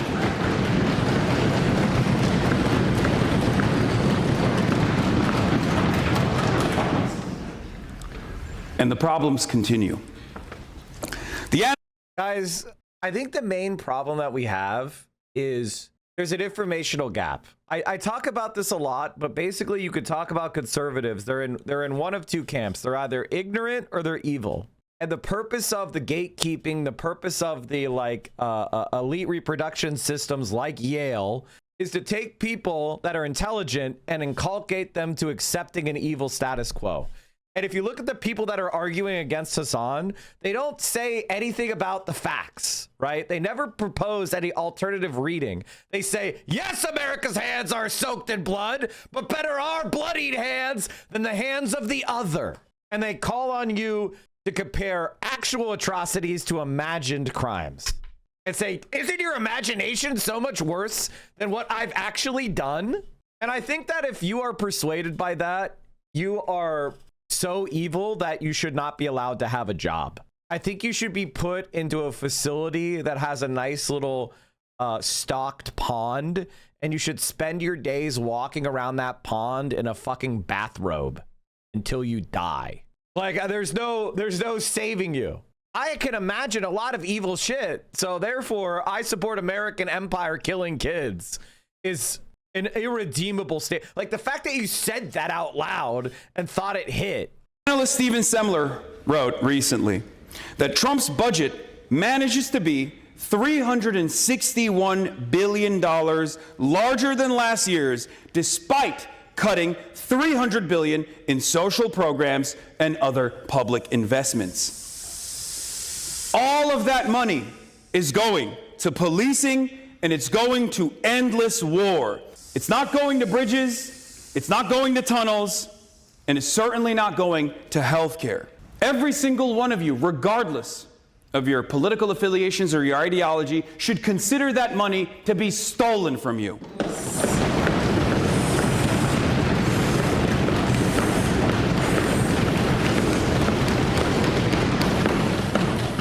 Those are dollars stolen from you to be put towards industries of death that have no future.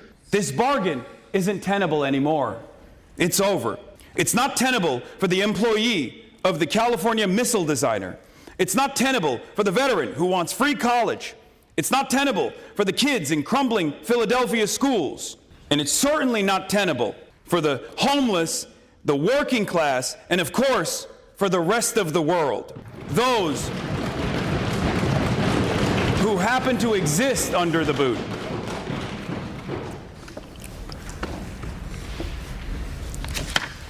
We have been spoiled by an American way of life that requires so much death. The fruits of imperialism were always immoral. Now, they are obviously rotten.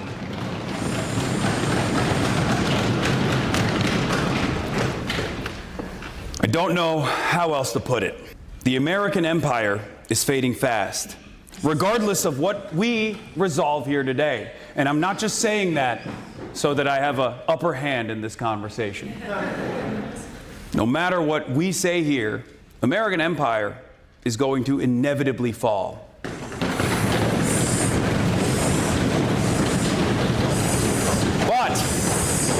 But there's one guy hissing. That's a single hisser. I think as Mao Zedong... More troops about to die? Wait a minute. Military planning for a Pentagon-led operation in Cuba is ramping up. This is according to, quote, insider paper, which I don't know who the fuck that is. Himself said when earlier. We get a better source, I'll cover it more.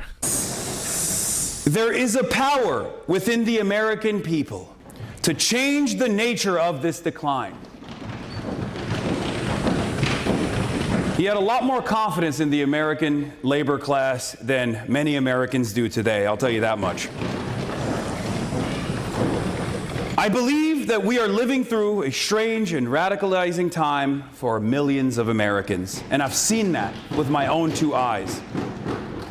I've gone to protests all around the world, tasted the tear gas of different countries,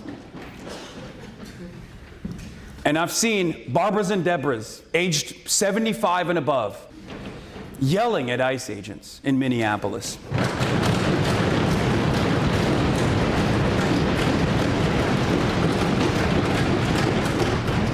The contradictions have worsened, and they are also restless.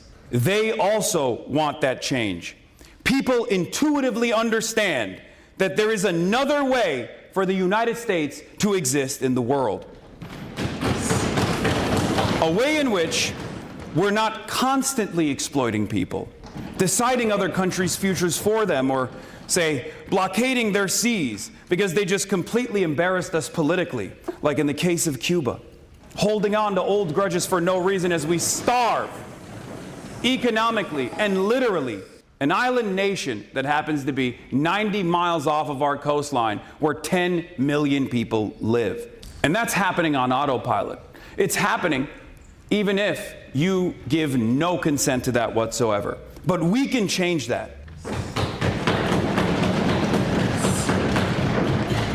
Once you see the cruelty of American empire, it's quite difficult to unsee it. And I do think American people are seeing it for the first time ever. And they know that we are getting a raw deal. The super profits that we have enjoyed are coming to an end. And our debt to humanity requires negotiating a new deal, a real, equal world peace.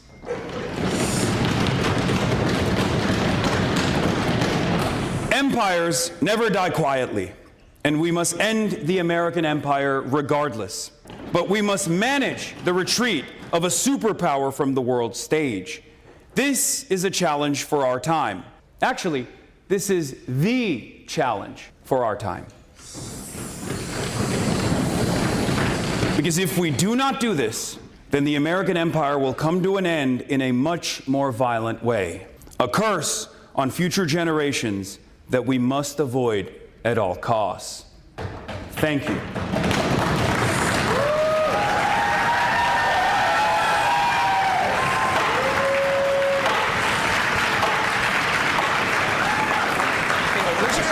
Okay. Chat, but it was just banger after banger. Theo is here. Theo has given me, we have Bucky? No, those the rice cakes. And it looks like, what is this called again? Katsu, that's right. Katsu sandwich. Ooh. With berry barbecue. Nice. Thank you. What the hell? The hell, I'm gonna get nice and fat. Yeah. Yeah. I mean, there's really nothing more to say. I just keep saying banger, and that's it. I don't have much to say. I think Hassan did really well. I think, honestly, my general feeling is there's no real debate here. The American empire is a long litany of crimes, and those crimes don't serve the interests of the American people. You know, they don't even have the argument that it benefits us. It does not. Speech. Perhaps question. Chair. Thank you, Mr.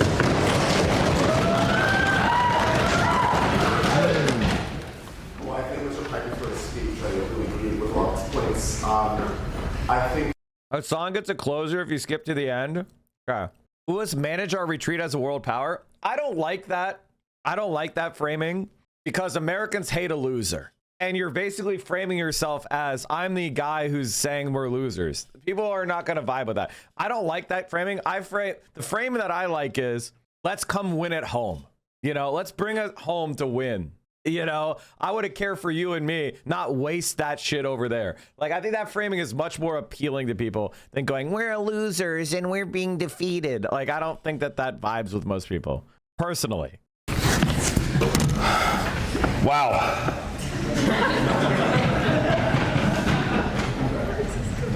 That was incredible. A lot of wonderful speeches I heard today, and some maybe not so wonderful.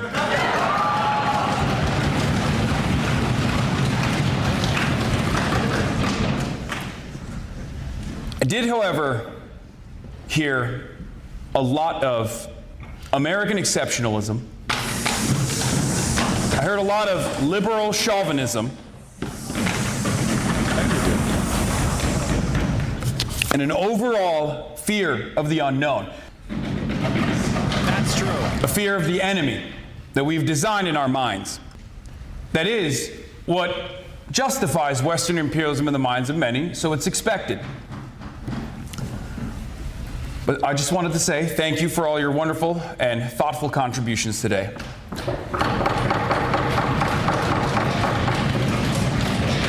I want to make this short and sweet.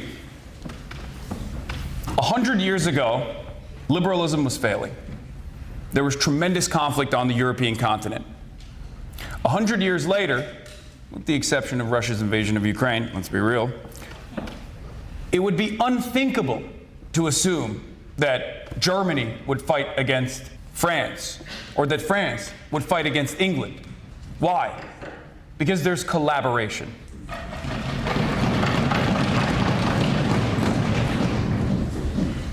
Capitalism has robbed us of our humanity.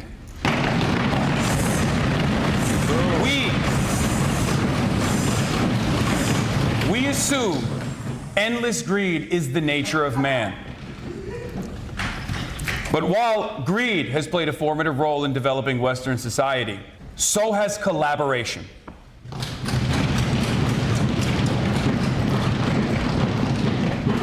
We look to these institutions that we've built. We look to skyscrapers, the invention of the internet. Maybe that was not so good. By the way, the internet exists because it was a research collaboration. It wasn't built for the purpose of making profit. Most of the protocols that we have for handling the internet information transfer were written for free. They were not charged for. It was pure research that motivated them. They were shared in a collaborative way. Like, it's just not true. So it did give me a job, so I have to be grateful. And we assume this is a byproduct of capitalism, a byproduct motivated by man's greed, the profit incentive. All of these institutions, whether it be skyscrapers, whether it be our infrastructure, was also built with labor, with collective action.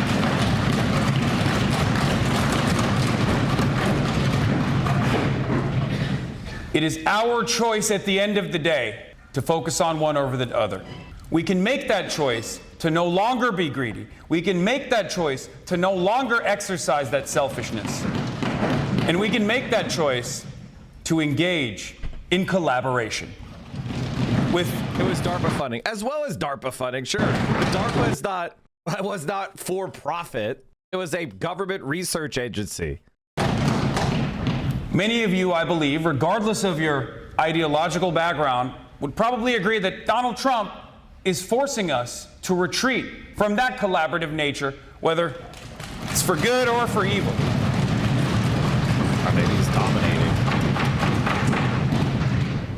But ultimately, it is that wanting that each and every one of you has to collaborate with others that I believe that we can, no matter what happens next, find a much more just and equitable future. And the only way we can do that is through organizing.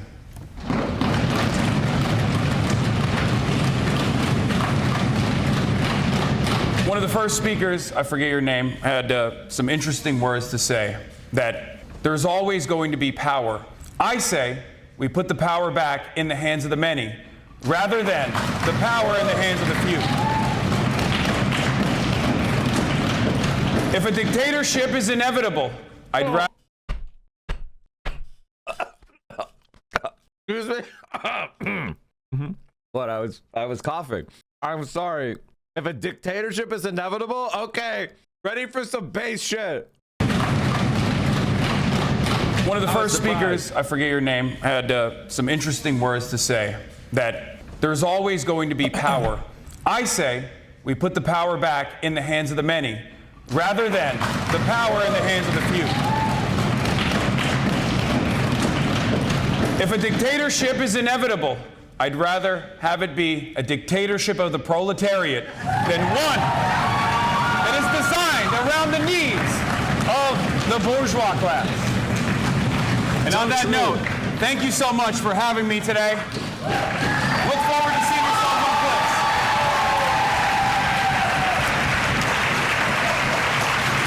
Blitz.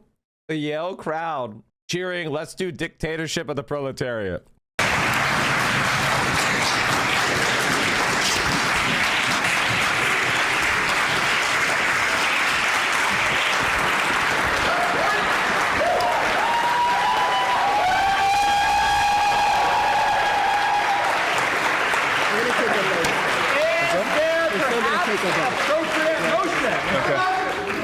The motion, the chair. I have the previous question. No. The previous by Speaker Yale. I move we make the guy. Hearing seconds and no objections, the guest is so thanked. Is there now perhaps an appropriate motion? For the motion! I move the previous question. Second! Hearing seconds and no objections, we will now come to a vote. Floor leaders, please come to the front.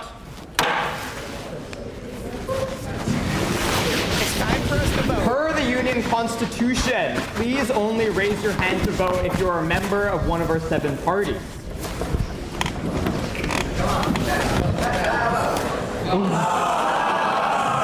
All those members of the Union in the affirmative of the resolution, please raise your hand. Members of the Union. Oh, we're doing a hand count.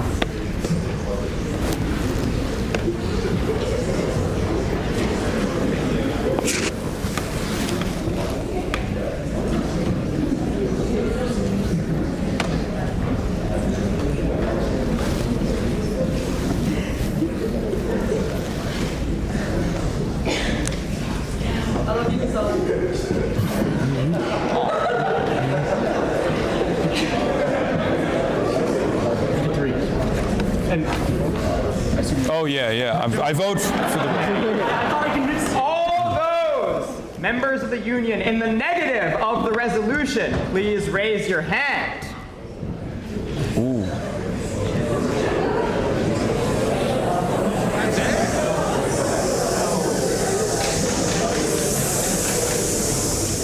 I think upstairs is Oh. There's like 20 hands.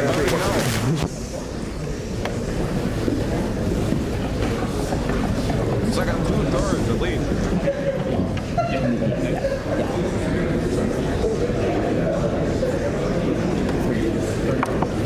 Yeah. All those abstaining.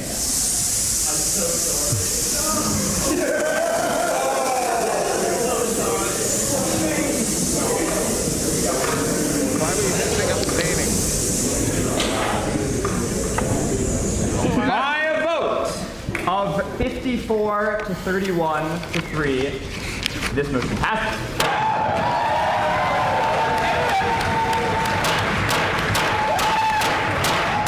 Is there perhaps a final appropriate motion? Mr. Getch. Thank you, Mr. Speaker. I move we adjourn. No objections, it is so moved. The empire's over, folks. The empire is over. Yale Political Club voted for to end the empire. It's over. Mayor Mamdani holds tax day 4 with economists Gabrielle Zuckman and Joseph Stiglitz. I mentioned Stiglitz yesterday. They're copying me. Diverse set of PhD students. They're copying me. Also, it's unlisted. Why am I getting recommended unlisted videos? What level of power do I have in the algorithm? Northern Lion is hiding his power level. Chat, would you be mad at me if I went to the cruise? Chat, if I went on the Northern Lion super cruise, would you be mad? 20th century Chinese heads of government who died in 1925? Asian Christian socialists? Are you, oh fuck, are you Dr. Sun Yat-sen? Oh, yes, man. Incredible. Yes! Mike, you should go bald? Absolutely not. I need as much hair covering as much of my body as I can. I would go Yeti mode if I could. He could be the skin. He's the skin guy. White. Okay? The more of Northern Lion skin showing, the better. I'll be the opposite. I'm the Yeti guy. The more hair I got. Chewbacca mode. Yeah. Okay, chat. We need to talk about this. I know there's a lot of stuff going on in the world, but there's the Northern Lion Super Cruise. Mike is pretty Seder quoted. Okay, dude. Okay. Okay. Cutie, don't get on that cruise ship? What do you mean? I am going on the Northern Lion Super Cruise. Who's coming with me? Already in Vancouver, might as well go. I've got bad news. It takes off in Florida. But sometimes, almost. That looks like Mike from PA. No matter what the land throws at you, the person prevails anyways. I am even more. I mean, come on. My mustache is better than that, guys. Come on. Come on. I looked into it. I said, Northern Lion Cruise? I'm there. And then I saw it takes off in Florida, and I said, no, I'm not. I mean, where do you think cruise ships are going to leave from? Of course it's leaving from Florida. That's the cheapest ones. If you're trying to make the most money, you have your cruise leave from Florida. That's where all the shittiest cruise ships end up. You know, all the cruise ships that are at the end of their cruising career, they end up in Florida. And as I said, I had my comment on the Northern Lion Super Cruise, which is, how do you not want to go? You absolutely should go. I said, hold on. What is he doing? What the fuck is Northern Lion doing, man? LMFAO. I thought the cruise thing was a joke. And I said, what is he doing? Living life. When a white Canadian man reaches a certain age, he is drawn to the Floridian cruise ship like a moth to the flame. Now, you can all be mad about this, but this is what we call a fact. Okay? Honestly, denying a Canadian his access to a Floridian cruise ship might be a crime against humanity, if I'm being honest. I'm surprised it took him so long. I'm honestly surprised it took him so long to propose this. And I cannot think of a better community than Northern Lions. Northern Lion goes on 3 Disney cruises a year. He just came back from a 1 month vacation. Vacation from what? Playing pixel art games? I don't think I've taken a vacation since I started streaming, other than my bands. In which case I didn't vacation. I just sat in a dark room sad. Ro Khanna versus 20 pedophiles is wide. 1 congressman versus 20 Epstein file critics. What the fuck does that mean? A cop guy defending lying as a police officer, the defending pedophiles is wild but on brand. To sum this up, a congressman who admits he should have done something sooner and is working hard to correct it now versus why didn't Biden do it? Can I just say something about Ro? I'm not a Ro Khanna enjoyer in the sense of like okay, I am a Ro Khanna enjoyer, but he's not my like, oh, I want him to be president. But I will say this, he understands the internet better than almost any other congressperson, up to and definitely including AOC. I think Zohran Mamdani is very good at creating his own messaging, but I don't think he takes advantage of the internet as well as he should. That being said, there is a phrase that is very important called familiarity breeds contempt. If you're overexposed, which I am and Hassan definitely is, that makes people feel like they know you in a certain sense, and it creates a certain type of like parasocial attitude that is not helpful.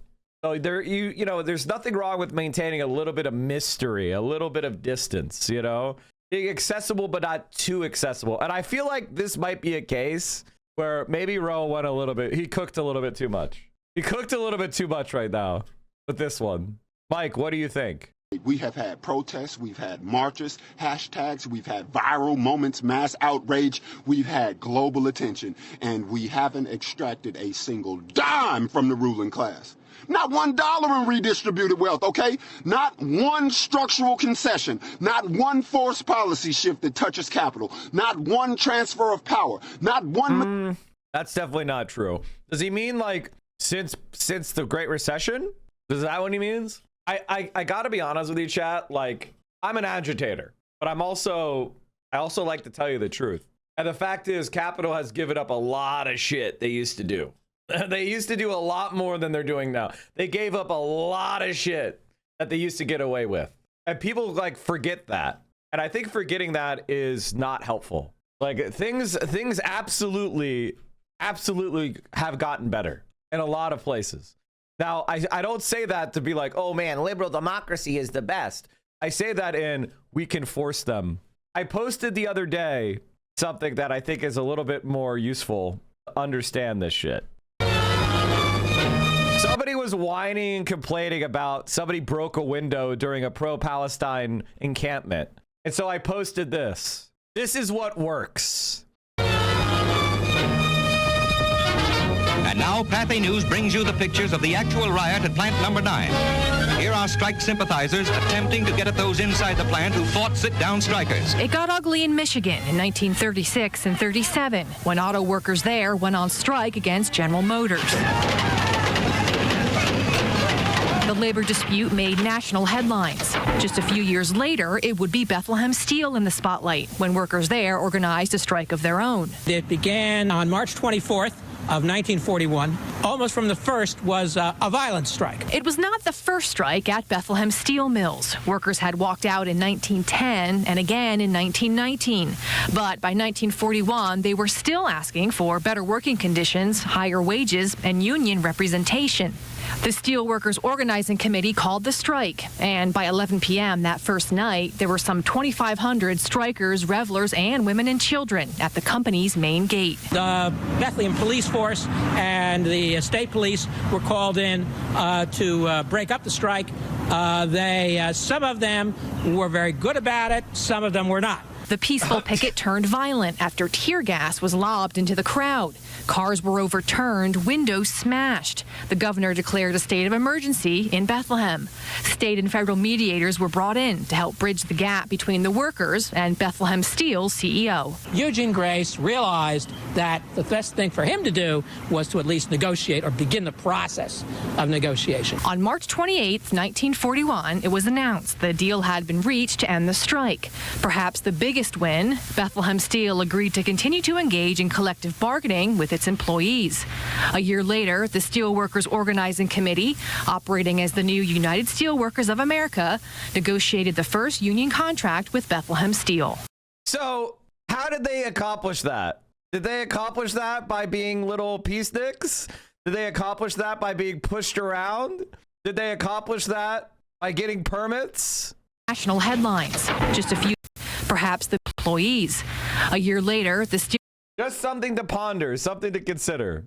I think one of the major problems is we don't have a connection to that history. Material loss to the people who actually run this system. What we've had is performance. We've had symbolism. We've had slogans. We've had catharsis. We've had feelings. We've had aesthetics. We've had branded resistance. We've had protest as content. And content doesn't threaten power. Power only moves when it's forced to move. Power only changes when it loses money. Power only responds when its systems stop functioning. Power only negotiates when extraction is interrupted. But what we have built, we've built stages, we've built festivals, we've built panels, speaker lists, we've built influencer pipelines, nonprofit careers, we've built consultant ecosystems, we've built merch tables and donation funnels. We didn't build leverage. And now, look at what they did to the No Kings protest. They turned it into a festival.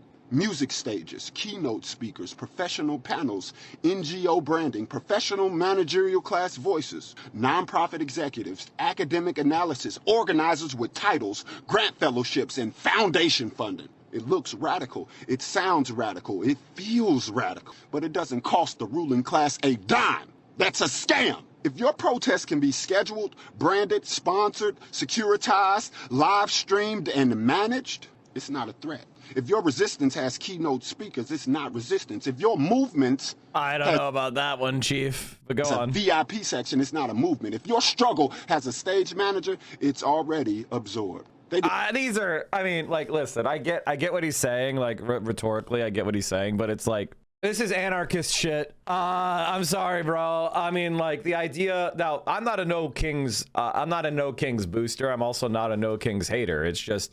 it's an example of something that people are willing to show up to. So it's an opportunity for us to go out there and agitate and organize off of it. You know, obviously the No Kings protest is the entry point for people that are curious about protesting. It is the least radical protest. That's true. That's true. But if you study protest movements, getting someone to show up to a single protest for the first time is the best predictor of them showing up another time. So I want to have this be as wide a net as possible. I want as many people to show up as possible. But I also feel like there's a lot of posturing that goes on where it's like, that protest isn't radical enough. And it's like, well, I mean, bro, like, you've got two hands. Show me the way. You know, show me the way. And repress it. Do you think you can get the Rothschild family out of our politics? All of the billionaire families that people talk about, whether it's the Rothschilds, whether it's Soros, whether it is the Mercers, whether it's the Kochs, there is no one family. They represent a class, bourgeoisie. And there are different strategies within the bourgeoisie to maintain bourgeois power. There's going to be bourgeois that are in favor of authoritarian suppression and AI surveillance. That's your Elon Musk's, your Musks. That's your Peter Thiels. That's your Palantirs, right? Then there's going to be billion members of the bourgeoisie that want to give social democratic concessions to lower the temperature. That's going to be your George Soros, right? But it's all part of the same strategy, which is various strategies for various conditions to maintain the status quo. Now, I will tell you this, concessions make the working class stronger and more confident. That's that's the problem that a lot of these self-described communists, and if you just call yourself a communist and you're not part of an organized section and party, then that's just personal branding, right? But the problem that these guys have is not understanding the gap between your own understanding and the understanding of the class, right?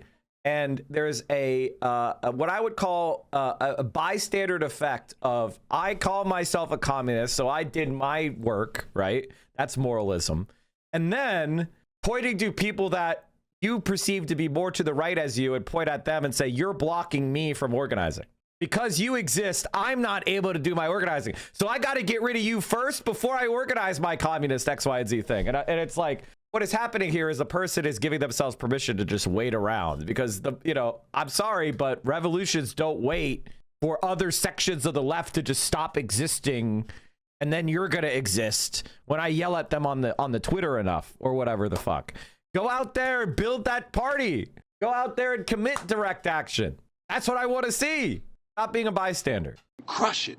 They didn't outlaw it. What makes people confident? Winning concessions. They absorbed it. They turned rage into ritual. They turned anger into art. They turned resistance into resume lines. Are you live? They turned struggle into social capital. They turned suffering into speaking engagements. In the professional managerial class, like always, are the middle layer, not the ruling class, not the working class, the translator class, the manager class, the credential class, okay? The nonprofit class, the consultant class, the foundation funded class, the class that doesn't own shit, but manages the narratives, okay? They manage the organization. I mean, like, I'm aware of this argument, by the way. I consider it to be largely irrelevant. I think this is like, I honestly think this is the professional managerial class opinion about the professional managerial class. Like I like, this is the one section of professional managerial class talking about another section. This is not something that, I mean, I'm sorry, but like the complaining about foundation funding and stuff like that, like that ain't where the workers are, bro. Like that's about college educated shit. And I'm aware of this argument, and I don't even think it's necessarily wrong, which is there was a way that leftism was disconnected from organized labor. Leftism was purged out of, kind of working class organizations through things like the Red Scare. And then a sort of like compatible leftism nestles in itself within academia, right? That is true. But it's not because academia exists, therefore the left was contained. That is just the way that history proceeded after the left was purged from organized labor. And like, it is what it is, but it's not that big of a fucking deal. It's a minor footnote as opposed to some sort of like thing that we need to structurally focus on. The funding, the language, the optics, and the structure. So now we have movements that feel radical, but function safely inside the system. I can't say that I think there's any radical movements. What the fuck are you talking about? What movements feel radical to you? I don't see a fucking single radical movement in America. What are you saying? The fuck are we talking about? There isn't a single one. Wait, what movement feels radical? Maybe I'm so fucking cooked. There is not a single, what the fuck are you talking about? What feels radical? We have protests that express anger, but protect capital. We have activism that produces awareness, but not redistribution. We have resistance that creates visibility, but not vulnerability for power. We don't threaten supply chains. We don't disrupt logistics. We don't interrupt profit flows. We don't destabilize extraction. We don't touch assets. We don't touch property relations. We don't touch ownership structures. So nothing changes because nothing is forced to change. And this is what all the people in the comment section hate for me to say. I mean, that's true. I mean, obviously that's true, but that's not a mechanism of doing that, right? So how do we make that change? How do we make that change? Ruling class can ignore you, you're not a movement. If the ruling class can fund you, you're not a threat. If the ruling class can... I mean, the ruling class can fund you is a meaningless statement. Does that mean no rich people are going to give to the left? I mean, I don't know if you studied history, but every left-wing movement had rich class traders that were funding it. Every single one.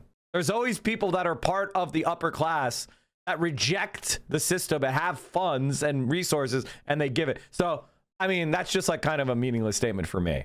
It's not actionable. Not actionable. Form you, you're not dangerous. If the ruling class can absorb you, you're not disruptive. If the ruling class can wait you out, you've already lost. No kings means nothing if their wealth goes untouched. No kings means nothing. I mean, obviously true. Nothing if their power is uninterrupted. No kings means nothing. I think for me, like, obviously, maybe I'm too advanced for this content in the sense of like nothing that's being said here is something that we don't already have firmly established in our own thought. I think what's missing in America is actionable plans. I think there's way too many noticing going on. At a certain point, we've all noticed it. We've all figured it out. So what's the action plan?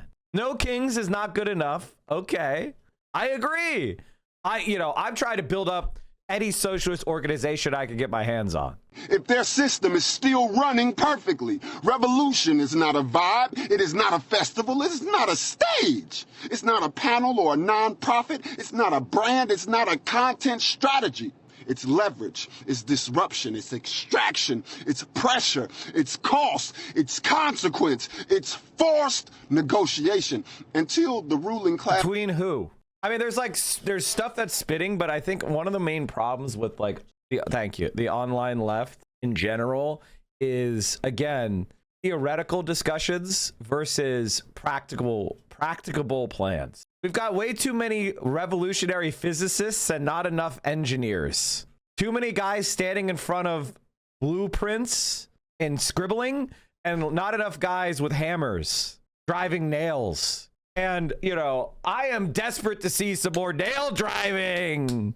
Is losing money, control, legitimacy, and stability. Everything else is performance. And performance is safe. So don't tell me about awareness. Don't tell me about representation. Don't tell me about vibes. Don't tell me about the conversation. Don't tell me about no goddamn symbolism. Show me loss. Show me concessions. Show me redistribution. Show me power transfer. Show me structural change. Show me material wins. Because until then, we're not challenging the kings. We're entertaining them.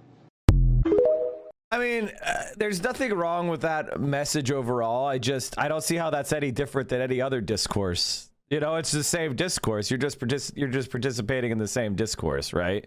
It's the same discourse. You're just saying discourse. And again, there's nothing wrong with discourse. I love discourse. Here's an interview with Clara Mattei, an Italian Marxist who researches how the Italian left was growing power through concession and how austerity killed the Italian left. Yeah. All right, chat. Well, we took a long time for the Hassan speech and random rambling. Thanks so much for hanging out with me today. I'll be back tomorrow. I've gotta hop off. I'm gonna go work on the pod. I'm gonna go work on the pod, chat. What pod is that? The Reaction Podcast. And this week we are writing more reviews. And we're listening on Apple Podcasts. We want to drive this up the podcast charts, chat. Let's go ahead and throw in some reviews, some listens. If you already listened to the show on a different platform, go ahead and write a review. Go ahead and write a review for the Reaction Podcast. This week is Clavicular and Looks Maxing with Liv Agar, Part 1. Part 2 is available, which is the fun half of the pod. Is available on the Patreon. So 2 hours of Liv Agar, and I gotta tell you, it's funny as fuck, so make sure you check that. The Reaction Podcast, Clavicular, get out there, boost us up. Need more reviews on Podcast Addict? Somebody left a 1-star review. Son of a bitch. All right, everybody, I'll see ya. Stay safe. Solidarity forever. Free Palestine. And socialism will win.